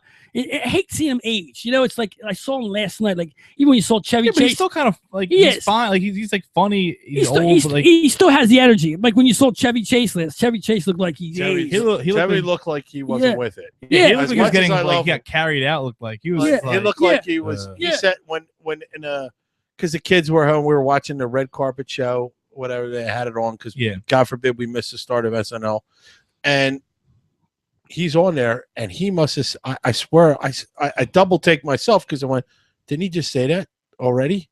Like I think he repeated himself a couple times. Yeah, well, yeah, it looks like he's out of it a little bit. I mean, it's weird because I don't watch the show, but my little brother does. It's called Community on NBC, and Chevy was a regular, like he was a main cast member on the show. And this was a show that's still going on, so I don't think he's on the show anymore. But like, within the past year or two, he's been on a TV show. So for him to look that out of it last night. Like, yeah, but you know, Chevy Chase is strange like that. He'll do that. That's his thing. I can remember him when he was at war with Howard Stern back in the '90s, the late '90s. Him and Stearns had these huge, brutal wars, which were just made up because now they're good friends. Mm-hmm. But he can do that. He can get like that. You know, when they brought him out though, and he was coming down the stairs. You police because you realized how old he was. He tripped, and I, he didn't fall down the stairs live. Not at 80 years old. No, he tripped. As you go back, he tripped. He made it like a little joke trip coming out of them doors. And I was like, oh God, please! If he falls this time, he ain't getting up. Who you like? Who you like from? What's one of your What's one of your Yeah, but I had to make a top three list. Like I said, one part I do want to mention. And I'm going from what they did on the show. I'm not talking about their career right afterwards. But on the show, and actually what he did afterwards, but Jason Sudeikis. Oh, so obviously, again, I have a more recent thing. But I like him. He wasn't on my list of my top three-ish, but Sudeikis, I wanted to throw his name out there because he was hilarious. But my actual number three is Bill Hader. Yep. Go ahead. Those He's- faces he makes, man. When he does his the game voice- show. Yeah, like his voices, he does the impressions, The his eyes, man. faces. Yeah, he does. Yeah. He's perfect for that show. Yep. Like he may not be like a star actor. I think he has a starring role coming up. Coming out soon. I was shocked to see it. But- I'm like glad for him. Because Yeah, when it comes to but that show is just right up his alley. Yeah. That's Wait. perfect for him. I liked. you see the guy that does the little Stefan. stuff. Oh, I couldn't that's think of the hilarious. guy's name. Yeah. Stefan. I like when he does the game show host. He does Yeah. the Jeopardy, not the Jeopardy. The one he does. He one does of them. all of the little fake game shows. Oh, Not yeah, the, yeah, not yeah. like the act, not like the Jeopardy, obviously. How would you be? I was just going to say that anything with the Jeopardies. They were. Yeah. Norm Macdonald was my favorite scene to come back when I he like was Norm there. Macdonald. Yeah, when he. Yeah. I was Very like, dry. yeah, very Burt, dry. That's his my- Burt Reynolds was great. that's- His Burt Reynolds chewing that. Yeah. Yeah, Andre the Giant. And he starts his own- Yeah. Right. What? He starts his own thing with Andre. Oh, it was that was good. I like that part. That was Yeah. I mean, my other one, another one, I guess, Will Ferrell. Any skit he did, and That's my number one guy. I mean, he's the best ever. yeah,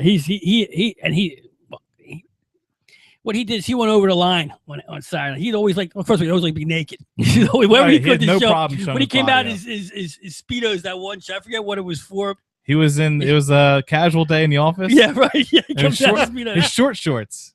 And Sean William Scott said, "Why are your shorts so short?" He goes, Yeah. "Why are bushes bushy?" He's like, "What are we talking here?" Like, and they're just right up in there, right up in there. Cowbell. I need more cowbell. That's the a great- classic. Yeah, that was, and I liked him too as a special guest. the hot dog one. When I was listening to the radio today, Gotta have more cowbell. and they were talking about SNL, their favorite sketches.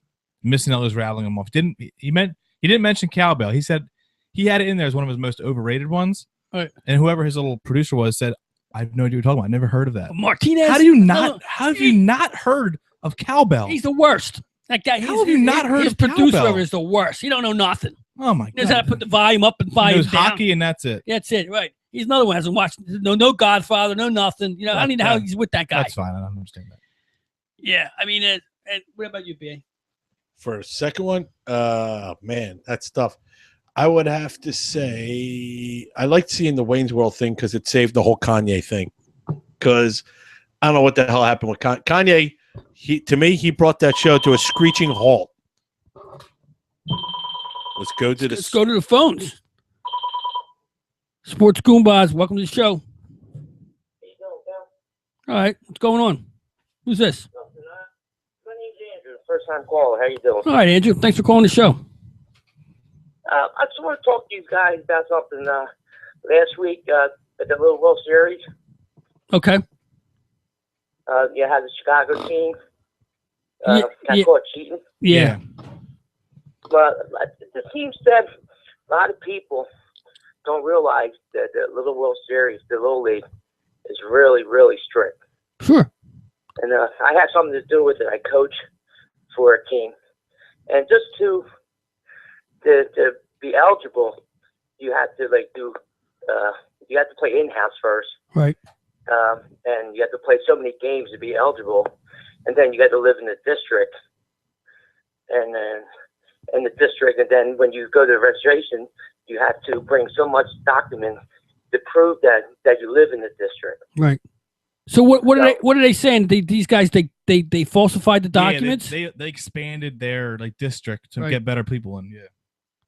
So What I'm go ahead. what I'm getting out of it is that even the coach knew what was going on, or the Definitely. parent knew what was going on. Right. And I mean, there's easy ways. I mean, it ain't easy to find out when you go to register for the Little League to get to that you hope to get there sometime. You have to take. They ask for a picture ID, a license of the parent that lives there at the address. You need to bring 4 forms of documents. One can be a utility bill. One can be the deed, the bank statement, and it's very strict. And for that to happen, I think the coach told the parents that he was eligible to play, and the parents didn't know about it. But if the parents knew about it, they went out and got some false Right. documents and Now- gave it to the head coach.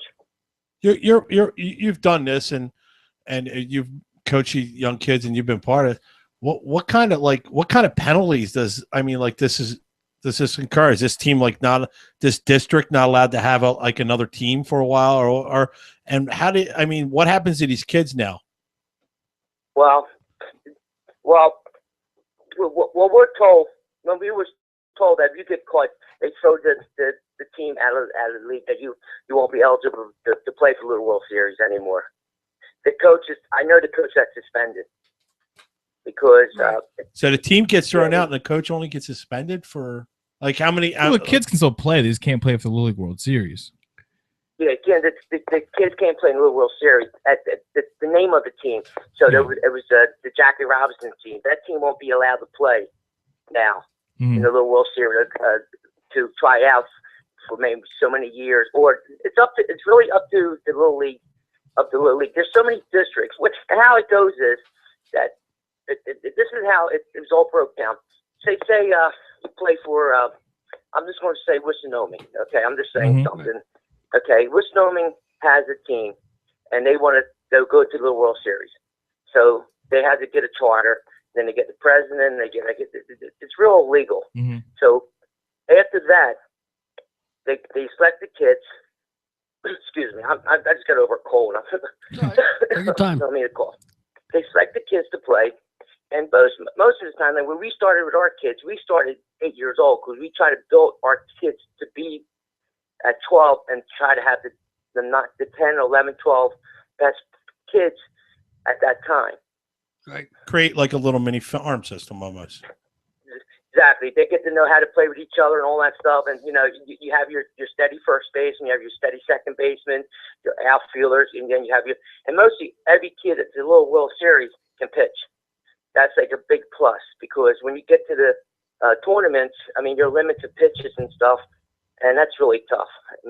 Because you can blow out your best pitchers the first 2 games, and then they can't come back to pitch for another 3 days or so. And then you might face another good team. Right. So what are we saying?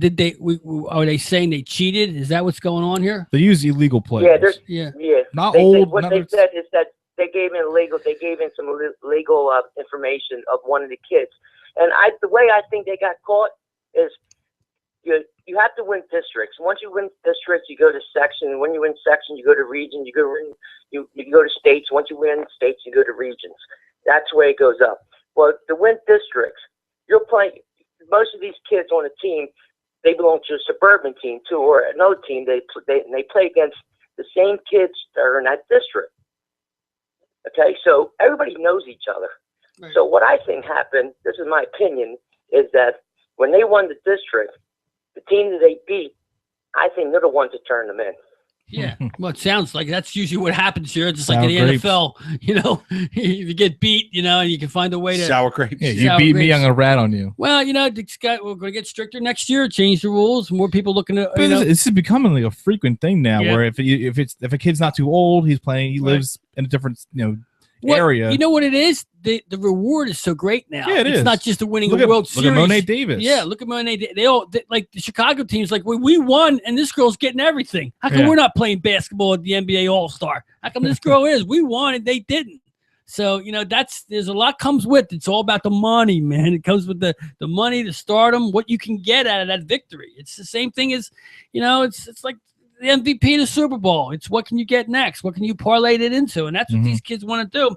And it's obviously it's not the kids' fault. They're not the ones trying to sneak into a district. It's the parents' fault. It's the parents and coaches, 100%. Yeah, the parents live vicariously for their kids, and they want the accolades the kids can get them. It's what they can get. Yeah. I'm sure Monet Davis's mom is not complaining about all the stardom that his daughter is getting. So. Hey, Andrew, I appreciate the call. Thanks for calling in. Appreciate that. No problem. I'll be listening to you. Good job, guys. All right. Thank you very much. Have a good one. Thanks. Take care. Andrew checking into the Sports Goombahs. All right, what are we talking? I hear what he's saying. I heard that, and I didn't pay much attention to it because it just didn't, It didn't register right away. When I heard about it, I read about it, which is why I knew what he was talking about. But because I don't know he knows more details, obviously, than I do. So what I'm reading, I'm like, I don't really not comprehend. Yeah, like, where are they from? Where should they be from? Blah, blah, blah. I don't know. It would be like somebody playing for. And being out of district isn't as sexy as being too old. When you start pulling into 15-year-olds is where it's like, okay, Danny Almonte, like that's the thing that really grabs the headlines. Like to me, Taney won it. As far as I'm concerned, the way the whole thing broke down. Yeah, well, I thought they were a higher seed. When it turned out, I'm like, wait, they're only 5th. No, what I'm saying is, it seems like that they won it. Even though they didn't win it, they won it because they get all the press. And now, you know, what I did see though, and I should have asked him about it, was the mayor of Chicago got pissed off, and he's going to give these kids rings. Well, Jesse Jackson is. He's going to give them rings. He's getting no, he really is. Jesse Jackson's getting involved. I mean, I'm not even touching that subject, but of course, Jesse Jackson feels the need to. Oh yeah, the mayor's going to get him rings. Jesse Jackson's going to come in. He's going to clean up this whole thing, this whole mess. Jesse's got to do something. Yeah, okay. Oh, I hope he does something good. No one's gotten shot in a couple months, so Jesse's not relevant anymore. Oh man! All right, so back to our Saturday Night Live SNL 40. I did Dan Aykroyd, Will Ferrell. Another one I really liked. I liked his characters. Every character he had on Saturday Night was good, and it was original, and they kept doing it over and over. So some characters, like for instance, Eddie Murphy never duplicated a character. You always saw it once, and that was it. Like he didn't come out as Gumby twice. But Dana Carvey did. Yes. Dana Carvey could do anything. I mean, when it was they would play drums, guitar, acting, whatever. He had George Bush. The George Bush. He had the what was the church lady. Church lady was like legendary. Church lady never made me smile. Never made me smirk. There's nothing funny about it. It wasn't really funny, but the church ladies, the cliches that came out of that, yes, were they just they're as good as they are today. And that's special. Yeah, it's like right. Mrs. Chef uses that line all the time. And that's special. But Dana Carvey had the talent. He had and even and after that he could do stand up. Wayne's World. I mean, come on, he was Garth in Wayne's World. You forget he's Wayne's World. That's such the character itself. You know why? Because it doesn't even look like him. Right. And all he does is put on a wig and glasses, and it still doesn't look at him. He has that ability. He has the ability to do impressions, and whenever you do impressions, you're going to be above the rest. Now this is going to be a little bit off topic for Sound Life, but how would you like to be the casting director that turned down Jim Carrey 3 freaking times? Jim Carrey, Kevin Hart. Yeah. Jim Carrey. I know he's Jim Carrey's from Living Color in Second City, I think. Mm-hmm. Yeah, he started a lot of. Was he Second City? I know he was Living Color. Yeah, Martin Short was Second City. Yeah, SCTV. That old. Right. I don't find Martin Short. I think Martin Short. I don't find him funny. I don't see what they like about him. He's such a spotlight. Every time I've ever seen him, he's trying to one up everybody with being a spotlight, being the loudest. And I like the Ed Grimley stuff. Yeah, that fat guy. What's the fat? He had his own show for. He was like the fat dude sitting in the middle of the interviewing people.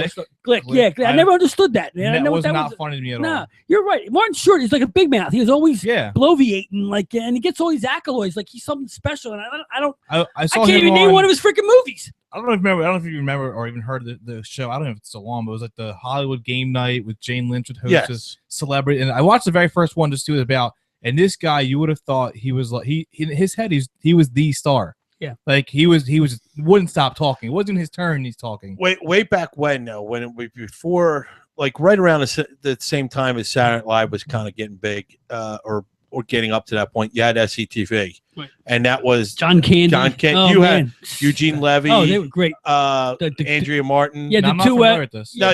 If you go back in YouTube, Second City TV. Yeah, John Candy. You had the two Canadian. What's his name? Rick Moranis. Yeah, Rick Moranis. Bob and Doug McKenzie. A lot of those guys came out. I don't know those people. I don't know. Second City it was off the cuff. It was funny.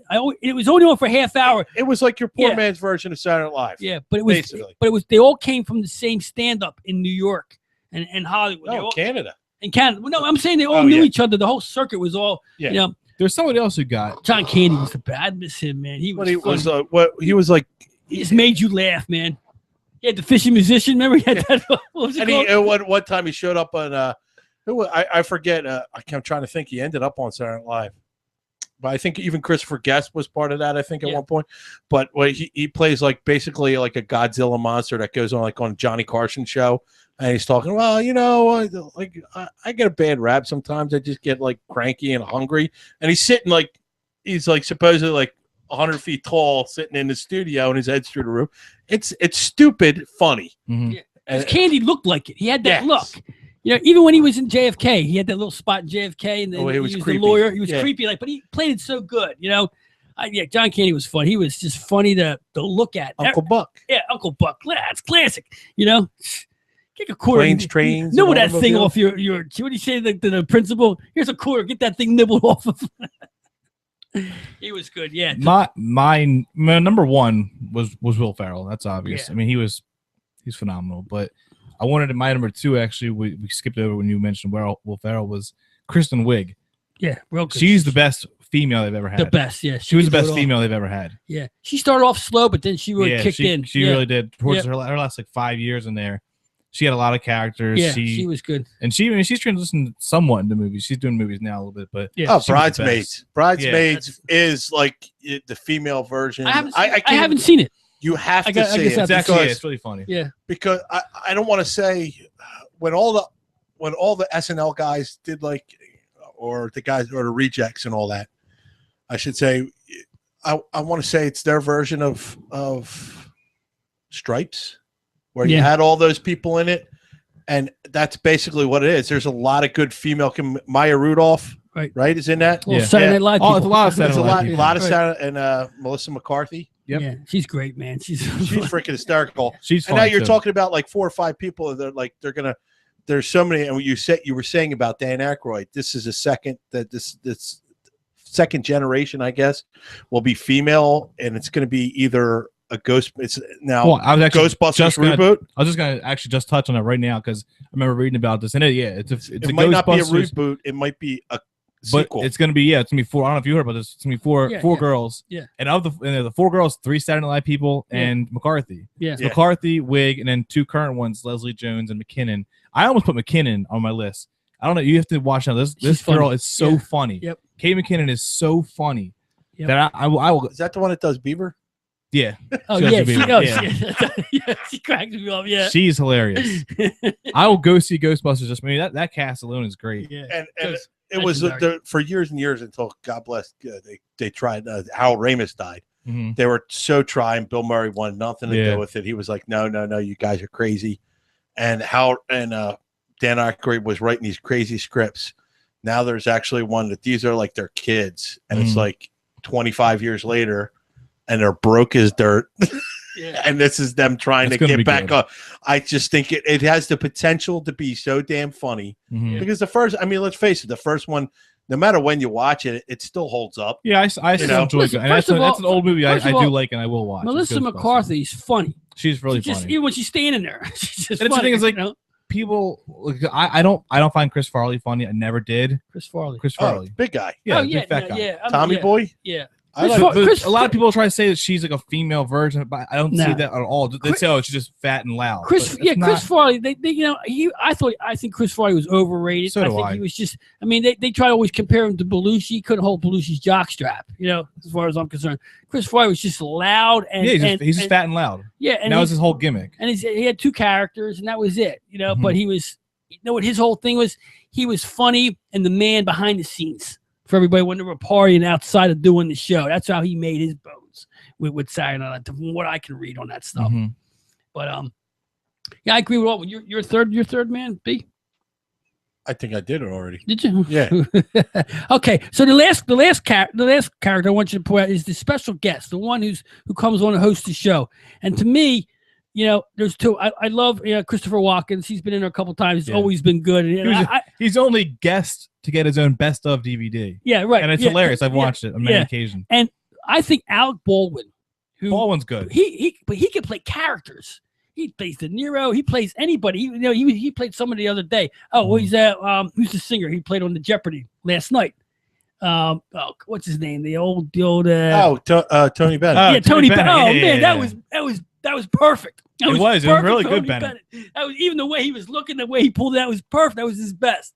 And then he has the classic one, the sweaty balls or whatever. Yes. He had the sweaty wiener, whatever it was. Sweaty balls. Yeah, it was a couple. Yeah, and he had the sweaty wiener too. So that was a recurring radio a character. But he's done them all. He's done the De Niro. He was really, really good. You know, guest star. One of the best moments is when they remember what it was Colin Quinn And the other, I can't think. I of the didn't guy's watch name. them years. They would have died. That was the early mid '90s. Yeah, it was well, out around they the used to streets do then. the Goodfellas parody until De Niro and Pesci showed Oh up. yeah, I remember that one. Now that was a good one. And like you're like, and De Niro looks at Colin Quinn and goes, "Who the hell are you supposed to be?" And he goes, "Colin Quinn, remote control." And he goes back to his MTV show in 1982 or 1983 because he forget he's so intimidated. That was a good one. Yeah. So that's my guess, because I mean, and he's been on a lot of time. I think he holds the record. I mean, yeah, he has Steve a Martin record. might have 19. Yeah. No, it was 14. Alec Baldwin's 19. 19. Was it 19? I thought it was 19. and I thought it was like 16 or something like that. I don't know. Either way, Goodman was 13 times. yeah, a Goodman's dozen. Goodman's dozen. That was good. That I was like so that. funny. My favorite guest host is Timberlake. I was just going to say that too. When Timberlake's on, I'm stopping. I'll watch it. I'll watch it no matter what cast it is. He's got himself in there. It's almost like he wants to be part of that show. He doesn't want to be a guest. He wants to come every week. He easily could. Yeah. And I want to go further. His movies outside the show are he can actually act too. Well, he's great. I got trouble with The Curve. I didn't like him in that movie. But he was good in it. He was just a jerk off player in it. Nah, I don't think he was good. I think he's a lot of overacting. What's the in that one with? I know all his movies, so you tell me. I'll tell you what it is. I like the one he was when it had the time Bad stuff on his Teacher arm. or no? He was in Bad Teacher. Was it Bad Teacher? Yeah. He wasn't a star of it though. Yeah, I know, but he was really good in it. He was a goofy guy in Bad Teacher. He was great. Yeah, he's a good actor. He knows what he's doing. His music career is going to just disappear a little bit. He's going to become like a full-time actor, obviously. And one person I do enjoy. I mean, he's not really known for guest host because he obviously was a former cast member. But when he was on the show, he wasn't as great. But Jimmy Fallon. Yeah, Jimmy Fallon. You know what he's known for is cracking up all the time. Yeah, that's skits. funny though. Yeah, and he did it a lot. Usually they don't like that stuff, but he managed to make that into. That was like his thing. That's his thing, right? Especially in in Cowbells, he's cracking up in the back. Let's say when he was on the show, he was never like the main guy at all. He was always kind of just like the background guy, fun, usually laughing in the background. But but he hosted like a year or two ago, and he was hilarious. He's a talent, man. He's got talent. He's a smart move for the Tonight Show, man. Yeah. Putting him in there because you know why? Because it's for your generation. Yeah, but still, he's a talented. He can play. He played music. He can do impressions, and like I said, if you can do impressions, you got it made when it comes to acting, because that's an outlet. You can always do somebody else or come on stage and do somebody else and be funny like that, because everybody loves impressions. Yeah, that's why I love Hader so much. Yeah. Hader has impressions for days. Yeah, he did a Clint Eastwood one, Hader once. Yeah. I remember Pants up to here. Pants up, that was the best, man. That was the best. It was a one man show. Yeah, right. Clint Eastwood. Yeah, funny stuff. Other than that, it was the show last night. The show was really good. A couple odd, I don't know. The show was rolling nice. I DVR'd it, so I can watch it again. And then all of a sudden, I DVR'd as well. Then you get that Kanye goofball, man. He's got to come on there and do that laying on the ground song or whatever it was. It just put a whole hole in the show. He thinks he's so artistic. Yeah. And he's so deep. Yeah. But he's just corny. Yeah, it is. And, you marry that quack, the first, that whack could do number one. It was not even there with him because, she's out looking for a baby somewhere. And then he's like, they try to make a joke of him storming the stage during Wayne's World, which to me is, don't give him all that. What are you giving him that for? Who is he to get that stuff? He's a big name. I mean, he's a big name for being controversial. That's what it is, for doing what he's doing. His music, I don't get. I don't like his music. I don't like his music. But if you look, it's not even music, man. Look at the guests that were invited to the guests that were not invited. Well, I don't think so much that people weren't invited. They probably just couldn't show up. Or I'm pretty sure fit them in. I'm sure there's nobody where they said, "Look, you can't come." Okay, no offense, Taylor Swift. It was to draw a certain crowd. She hosted it several times, and she was funny when she hosted. I remember her episode. Was good. I'm just saying, it's to draw. Kanye was to draw a demographic. Everybody that was brought on was to draw a different demographic, the show and it worked. And it worked. I'm not saying it's a bad move on their part, but it worked. They drew 23 million viewers. Yeah, but I don't think Kanye West drew the part. That 23 million come from the old time that you haven't seen together. 18 million people wanted to see Eddie Murphy do something. I could care less about Eddie Murphy.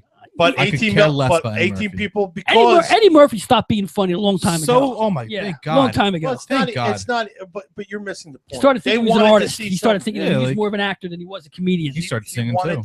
Yeah, people wanted to see something. They wanted to see a glimpse but they got what they people. And then they didn't. And then was there some backlash against him Who? because they didn't even show half of his good. Who, Murphy? Murphy's. No, He had some of the most iconic ones. Mr. Robinson's Neighborhood, Gumby, all that stuff, and they didn't even show it. Yes, they did. They didn't show a lot. I saw of it. Mr. Robinson. I've never heard of Mr. Robinson's Neighborhood or whatever. I've seen the clip 4 times last night alone. They showed it a lot. They showed. I didn't know he was Gumby, and they showed Gumby 3 times. I saw all his old stuff, and it still didn't make me laugh then, and it's not making me laugh now. I don't find. I don't find him funny. Well, see that. Yeah. Back then, Eddie Murphy was in his stand-up routines. He was in his heyday. He's 19, 20, 22, 23 years old. He was funny. He was the next Richard Pryor type out there, and after him came Chris Rock. They all fed off each other. And, the show yesterday was only 3 hours long with thousands. 3.5 with thousands of people that they had to get up there. And they used the skits that were like, all I had to do was see the game show. That was good enough for me. That made my night. Because way you mentioned that is, they brought people in with big names for like literally like a 10-second scene, and that was it. And then, that's like, to me, it's awesome. It's like everybody wanted to be there because exactly, Saturday Night Live is saying. what it is. When you're a show that's going 40 years, and you take a guy like Alec Baldwin who's hosted that in its first 10 years and in its last 10 years, back and forth, and you have the Mike Myers and the characters that came out of it. But even the non-SNL people, because of course they're going to be there. They're going to be there. They had something to do with the show. But Peyton Manning showed up for 10 seconds. Classic. James Franco was there for 10 seconds. Right. I wanted to see more of that. Yeah, but you can't. It's not a show based. There's a time. There's things going on. What they're there for. But I like this. That the fact that their egos weren't too big to show up for 10 seconds. No, well, there's also a real nice party going on afterwards. Oh yeah, of course. That's key to everybody. Just like Larry David said, I go to no party. Yeah. I found the one thing. The Californians sketch when it was on the show. It was all right. Like, I never cared much for it, but. I mean, watching Bradley Cooper make out with Betty White. That's funny. That was hysterical. Yeah. That's funny. But she does that with everybody, though. Yeah, she's a hoe. She's a Hollywood hoe. She's 93 years old, but I find her hilarious. I find Betty White hilarious. Well, she's been her whole career. That kind of like, But I didn't really know who she was until like 10 years ago. Yeah, well, she was made it big on Mary Tyler Moore. That was her big deal in my life when she came out. I mean, she's done stuff before that, but as far as she was married to somebody, wasn't she? Betty White's married to a star. Wasn't she married to was she married to the other guy in Mary Tyler Moore? It wasn't the. I'm checking now. A quick question from that was that Frank Sinatra Jr. who's on the show? No, you know who that was? Who was that? That was he was the guy. He sounds just like him. He was with he was with Eddie Murphy back in his days. What was his name? Joe Piscopo. Is that who it was? That's who that was. That was Sinatra. That was him. That was aging Joe Piscopo. He sounded like him. What he did is he married his babysitter and ended his career. Didn't he kill somebody? No. Joe Piscopo? I don't remember killing somebody. I know he married his babysitter, and back then in the 80s, late 80s, that was a bad thing to do. Killed somebody with the weights or something like that. I don't know. What am I thinking of? In the early 90s? I don't know. Oh, Saturday Night Live? I thought it was Joe Piscopo. Maybe I was completely wrong. Yeah, well, Joe Piscopo was a juicer, man. He was one of those guys. He married the babysitter and then started bulking up, and that was the last you saw of him. I think he did one movie. What was that movie called? A little spoof mob movie he did. I know what you're talking about. Johnny Dangerously or something was called that? Or I think it was. Yeah, Johnny Dangerously. Yeah, something like that. I was thinking of Buttafuoco is who I was thinking of. Joey Buttafuoco. That's what I was thinking of. No, that was that what's her name? Amy Fisher shot his wife in the face. Okay. Like Betty White was married to Dick Barker, Lane Allen, and Alan Ludden. And that's it. Alan Ludden. He was a game show host, wasn't he? I'm not sure, but it sounds right. Game show or something like that, yeah. He died in 81. She hasn't been married since. That's right. I knew she married some famous dude somewhere. Yeah, but I enjoyed it. I thought it was a good show. I look forward to seeing it. I had it on my phone. I didn't want to miss it, and then I DVR'd it because just in case. I did the same exact thing. Decided to watch it, but there's something you might want to watch. Just in case I missed it. I want to watch it again because now we make a conversation. Now I'm thinking back to what I saw in there. Some of the things.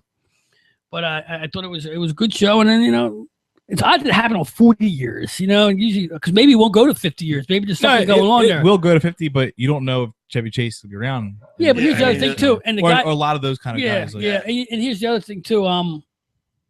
the guy the producer, what's his name? Lorne Michael. Lauren. Michaels. Yeah, he's been. Yeah, he may not be there in 10 years. Well, he may say, but he's getting old. He's get to a point to where, and about Lauren Michaels, but picking talent, man, all these people that that even the ones he didn't pick that he did, but this guy he's. Out of curiosity, I did look up his net worth last night. Take a guess. Lauren Michaels? Yeah. 30 million. He's gotta be a billion. He's gotta be the billion. He's not in the billions. No. 350 million. Really? You never hear him mentioned as far as the more wealthier people, Well, I just IMDb'd him because right when he said that, and he's like producer on every anything that has movie. Any spin-off at all from Yeah. Saturday Night Live, he's a producer, which Wayne's World. I don't know what the movie, but I'm assuming it made money. Yep. Yeah. Which, Late Night with Conan and Brian. Which in turn it makes him money. Yeah, well, he's all over Conan Bryan. He owns Conan, I think. Up All Night, that TV show. Right. But before we get out of here, I do want to touch on a couple things that happened in the past week or so. Give them to me, Mike. Let me hear it. Look at the Walls Week in Review. Yeah, that's what I want to hear. That's what the show's about. See what came for. We have a pair of a couple good releasings. Amari got cut, I believe today actually. Get some money out there for them Knicks. Mm-hmm. Yep. He has been nothing for them for the past couple years, man. He's just in Phoenix. He was phenomenal. Yep. And then he went to New York. It's something about New York. You go there, you just can't play anymore. Yeah, well, it's New York.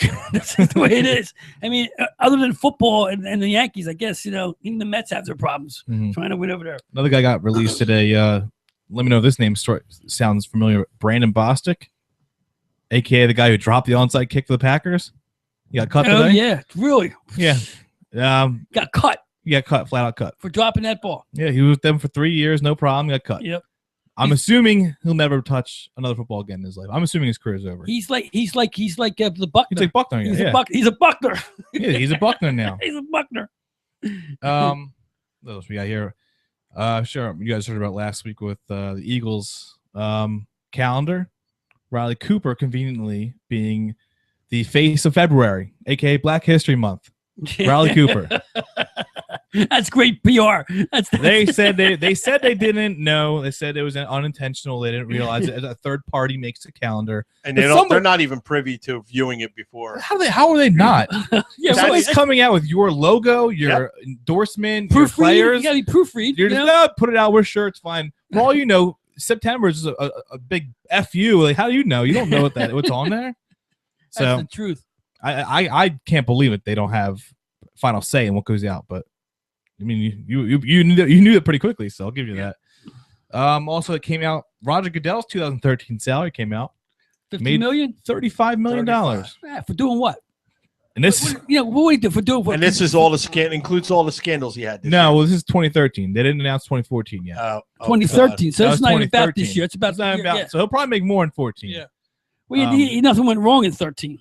Does the president make $200,000? That's still $220 something. I think. And Roger Goodell's taking him $35 million. Just let that sink in. $35 million. It used to be I remember my father-in-law. He was very old school. The press was $100,000, then $200,000. No, the president was 200 something, and it used to be like an unwritten rule that nobody makes more than the president of the United States because he was the most important person. Yeah, that was back in the 60s. That was back in the 1860s. Yeah. What else we got? We got Jeffrey Meyer. You remember Jeffrey Meyer? Kid who caught the Jeter home run in '96 against the Orioles. Yes. His glove's going to sale for auction. No kidding. I didn't read an estimate of what they think it's going to get. That's $500. But the reason I do want to bring it up is if you could have one piece of Notorious merch, what would you like to have? To me, for personally, I would like to have that. Well, in my time, for what I've seen, yeah. I mean, the one game I was at, Dr. J's 30,000 point was a reverse layup dunk or something. With that ball? In Indianapolis, yeah. Indiana Pacers. I went to that game by myself because no one else wanted to go. Sat at the very top of the stadium. And what happened was a friend of mine brought me down from that. He came up and get me, brought me down to where I was sitting, brought me down and sat me next to Maurice Cheeks' mom at row 2 in that game when he scored those points. Because I was a real Jay fan back in those days. But that ball, I would like to have that ball with his signature on it. I had the ticket someplace. Yeah, it's in a safe deposit box, though. Oh, that's nice. Yeah. I don't know what I would want to have. Maybe I think Sammy Sosa's cork bat would be fun.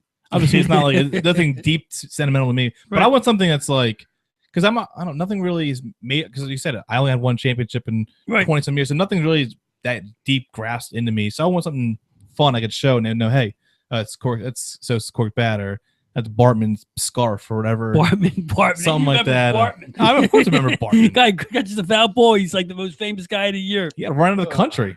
Yeah, the funny thing is that catch, he would have caught that ball anyway.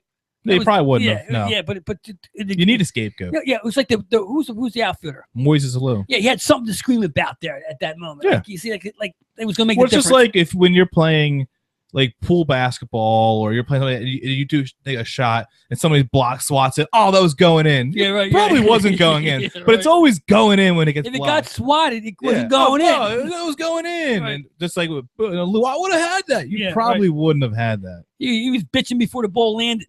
I think I would go with the game-winning puck from Primo's 8 overtime game. Right. I think that because I think it would be a cool item to have, regardless of what any monetary. It was the longest game, and I think it was definitely longest game in playoff history, right? That was Pittsburgh, right? Yep. I remember that game. 6-7 overtime game was amazing. Yeah, we're going how far back we're going with that? We're going back with the 97, right? It was close. 96, 97, 98, I think it was, right? Yep. Are you a fan of the Comedy Central roasts? You watched them? I love Comedy Central, man. The roasts? I love the roasts. They're so funny. But they're doing Bieber, I think. I was going to mention it, I mean, that makes me sick. What? That's going to be. But what is this? My only question would be why? Yeah, why? Well, I don't. My rebuttal. Why not? What is he? You have. You don't think they're gonna rip him to shreds? What it is? He's not worthy. They gotta Why make is he him not? Because what has he done? It doesn't matter what you. It doesn't have to be a career achievement award. What did James Franco do? He's accomplished less than Bieber has. He's a comedian, a funny actor. You know, but so what? Bieber is the #1 name in music. But it's not for music. It is for music. What music? What song has he written? Nothing that you're gonna know. Anything you know? Yes, there's plenty I know. What him? He has songs that you know that you would sit down and listen to. Doesn't matter if I would listen to it. I know what they are. It's all junk, and they sell millions upon millions. Yeah, they're 5-year-olds. Doesn't matter. It doesn't matter. Yeah. So if all these CDs were being sold to a bunch of 80-year-olds, would that be any different? You know what I don't like about it? I'll tell you what I don't like. He doesn't deserve to be up on that stage himself. I'm talking about the comedians want to bust on him, but him being up there makes him think he's something, and he is. He's a piece of shit. He hasn't had a relative hit. He hasn't had a hit since 2012. Baby, something like That's that. probably not true. I'm looking at it. It hasn't been since 2012. Yeah, he's been not true. I've heard songs from him in the past year. Yeah, well, what station you listening to, bro? Playing that 12, crap. 10, 12. Yeah. It's not true. Oh, I don't want to play it. No. Yeah, I won't watch that because I don't want to look at him standing like he's a big deal. That makes him think he's a big deal. It's just gonna be funny to hear what they say about him. From 2014. Yeah, but you know what? They're saying that stuff about him, but it's all in jest anyway. At the end of the day, at the end of the show, they're all like, "Yeah, you don't have." I don't like that. If you're gonna roast somebody, roast them. You can't roast a bunch of 70-year-olds forever. It's like I don't want 70-year-olds. I want somebody's relative to the industry. How is he not relative? How is he not relative? He's not funny. So you could say, "Oh, you don't appreciate." He's not funny. Music. He can't act. He's not funny. He can't act. Who cares about funny? What's he do? Was Pamela Anderson funny when she got roasted? She's a hot piece of ass, man. Oh, she's hilarious. Yeah, she is. She's funny. Speaking of her, she's got divorced. Actually, so I did when I was looking up things. She got divorced again. That's what she does, man. But that's what she does. She's hilarious. You got to roast her, right? Yeah, she got a porno movie and everything. Yeah, she's so beautiful. Hot. Yeah, Pam Anderson. She's so hot, isn't she? Yeah, I guess so. 1992. Whatever, man. Listen, stretched out over the desk here, she looks fine to me. My age is beautiful. Yeah. No, thank you. Pam Anderson. But you know what? Pam Anderson is it's a different category. Pam Anderson doesn't piss you off. Okay, doesn't do. You know, she does stuff that's like so you did a good-looking babe. You know, really, you just played off what she is. So you had nothing but negative things to say about Kim Kardashian, who had a sex tape and has a good-looking babe. She ended a movie. But Pam Anderson is a good-looking babe with a sex tape, and she deserves to get roasted. She deserves to be put up on a pedestal. Baywatch, she was great in Baywatch. Wasn't she great in Baywatch? I'm sure she had such range. You should have seen her run down that I'm sure that she beach, had, man. And Kim Kardashian couldn't run down a beach in a bathing suit. She couldn't even run. She can't even run. She can't even walk. She has more ass cleavage than regular cleavage. I don't like Kim Kardashian, but my point is, how are they any different? Well, because here's the thing. She's in the limelight. She's been around with comedic people. A lot of Howard Stern stuff. A lot of rock and roll. She's been with all the bands. She's been Kid Rock. Yeah, she's literally been with the band. Yeah, I know. I'm just saying She's got the Hep C to prove it. She likes to bang. She likes to get. What I'm saying about Justin Bieber. How is she more? What I don't like about Justin Bieber is that he wants to be something he's not. What does he want to be? He wants to be a rap gangster. No, he doesn't. Yes, he does. Tries to get arrested doing stupid shit, trying to make himself look like he's better than a wimpy self that he is. Well, of course, yeah. I'll say this, and I don't like her. I think she's a horrible actress, and I don't even think she's really attractive. And Pam Anderson has been in movies since. Yeah, what's her role? Forever. What's her role? Hot girl number 2. She apparently she started on Charles in Charge. Oh no, no. She was the girlfriend on Charles in Charge, and she was in Days of Our Lives. Yeah. I didn't say she wasn't an actress. Bob Wire was one of the greatest movies ever made. No, it's not. It's not even close. Kim Kardashian was in Scary Movie 15. Should I pull that one up? I don't even know who Kim Kardashian is. It's just a name. I wouldn't know if she walked by me. You absolutely would know. What I don't get I knew is her dad when he I'm defended looking at her OJ. resume, and there's like 57 movies here. Yes, and every single one she's playing Hot Mom 16. Well, what's wrong with that? No, this one says Stripperella. Yeah, Stripperella. That's right. I remember her in that movie. Beautiful. Her hair was brown. Scary Movie 3. Anyway. Yeah, Scary Movie 3. Can you beat that? Bieber. Yes, because Kim Kardashian was in Scary Movie 5. Yeah, you keep saying Kim Kardashian. She was so good. She was so good. They cast her in superhero movie, the parody, as the Invisible Girl. Oh, yeah. there you go. Have to show up. So she was in a parody movie as an invisible person. And you know what? That's more than Bieber's done. That's not at all true. Oh God, I can't believe I got a Bieber liker on our show. I'm not a Bieber liker. I'm not a Bieber liker. Blow my head off now. I'm a realist. You say he's irrelevant is insane. He's irrelevant. He'll be in 2 years. You won't even hear of him. That's not true. Yeah, it's going to end bad for Bieber. Believe me, definitely going to end bad. Also, we got Tiger Woods hanging him up. How long for? We don't know. Well, you know what? Will he win another tournament ever again? He can't get laid the way he wants to get laid. That's the whole problem. He's got to have babes. Why can't he? He's single now. It doesn't matter. It's because he's tainted, man. Chicks don't want to be with him. He's doing 1,000 different. Well, yeah, evidently they don't care. Evidently they do because he can't get the action anymore. How do you know this? Because he can't golf. I can't. That's the deal, That was part of him being. Is it something? He can't putt from the rough. His gay sheesh disappeared. Now he can't putt, swing, or nothing. Isn't it ironic how it all meshes together? It's ironic the fact that he's in his 40s and his body's breaking down. He's a golfer. What did he do? Swing a club? Big deal. What is this, Bull Durham? Arnold Palmer played till he's dead. I golf. If I go out golfing, and play 18, I'm pretty sore the next day. Well, you're gonna get in shape, brother. Then, okay. You gotta work on that. All right, we're gonna get out of here. I'm Cash the King. I'd like to thank everybody for tuning in to us, our callers, our advertisers, and all. I would like to personally apologize to Pam Anderson. Yeah, Pam. No, because apparently I have 2 of our biggest fans over here. Well, Pam's a piece of meat. She's a meat. And an old piece if I of go meat. outside and there's not 3 inches of snow on that ground, I'll be pissed off at every one of these weather clowns at 6 o'clock. No, I don't want to get do your French toast. I don't want there to be. Get your French toast I got making. French toast. I got 3 cans of tuna fish and a glass of milk. That's all I need for a snowstorm. That's awful. awful. This stuff. Just awful. Oh, gee, I wonder why nobody loves you. Yeah, I wonder too. Cassidy King, I got my chef to left, Brendan B. Yeah. Mikey the Walls over here. The Bieber man himself. We'll be back next week. I love you, Bieber. The Bieber man himself. He's a believer. I can't believe the last 15 minutes of the show, I talked about Bieber and a Kardashian. What is wrong with me? This is what I bring. That's what you bring. Yeah. It keeps us current. He's the spotlight. What do you got to do with that? That's just the way things are. All right, everybody have a nice week. Be cool. And we'll catch you next week. Cash the King, Sports Goombahs. We're out of here.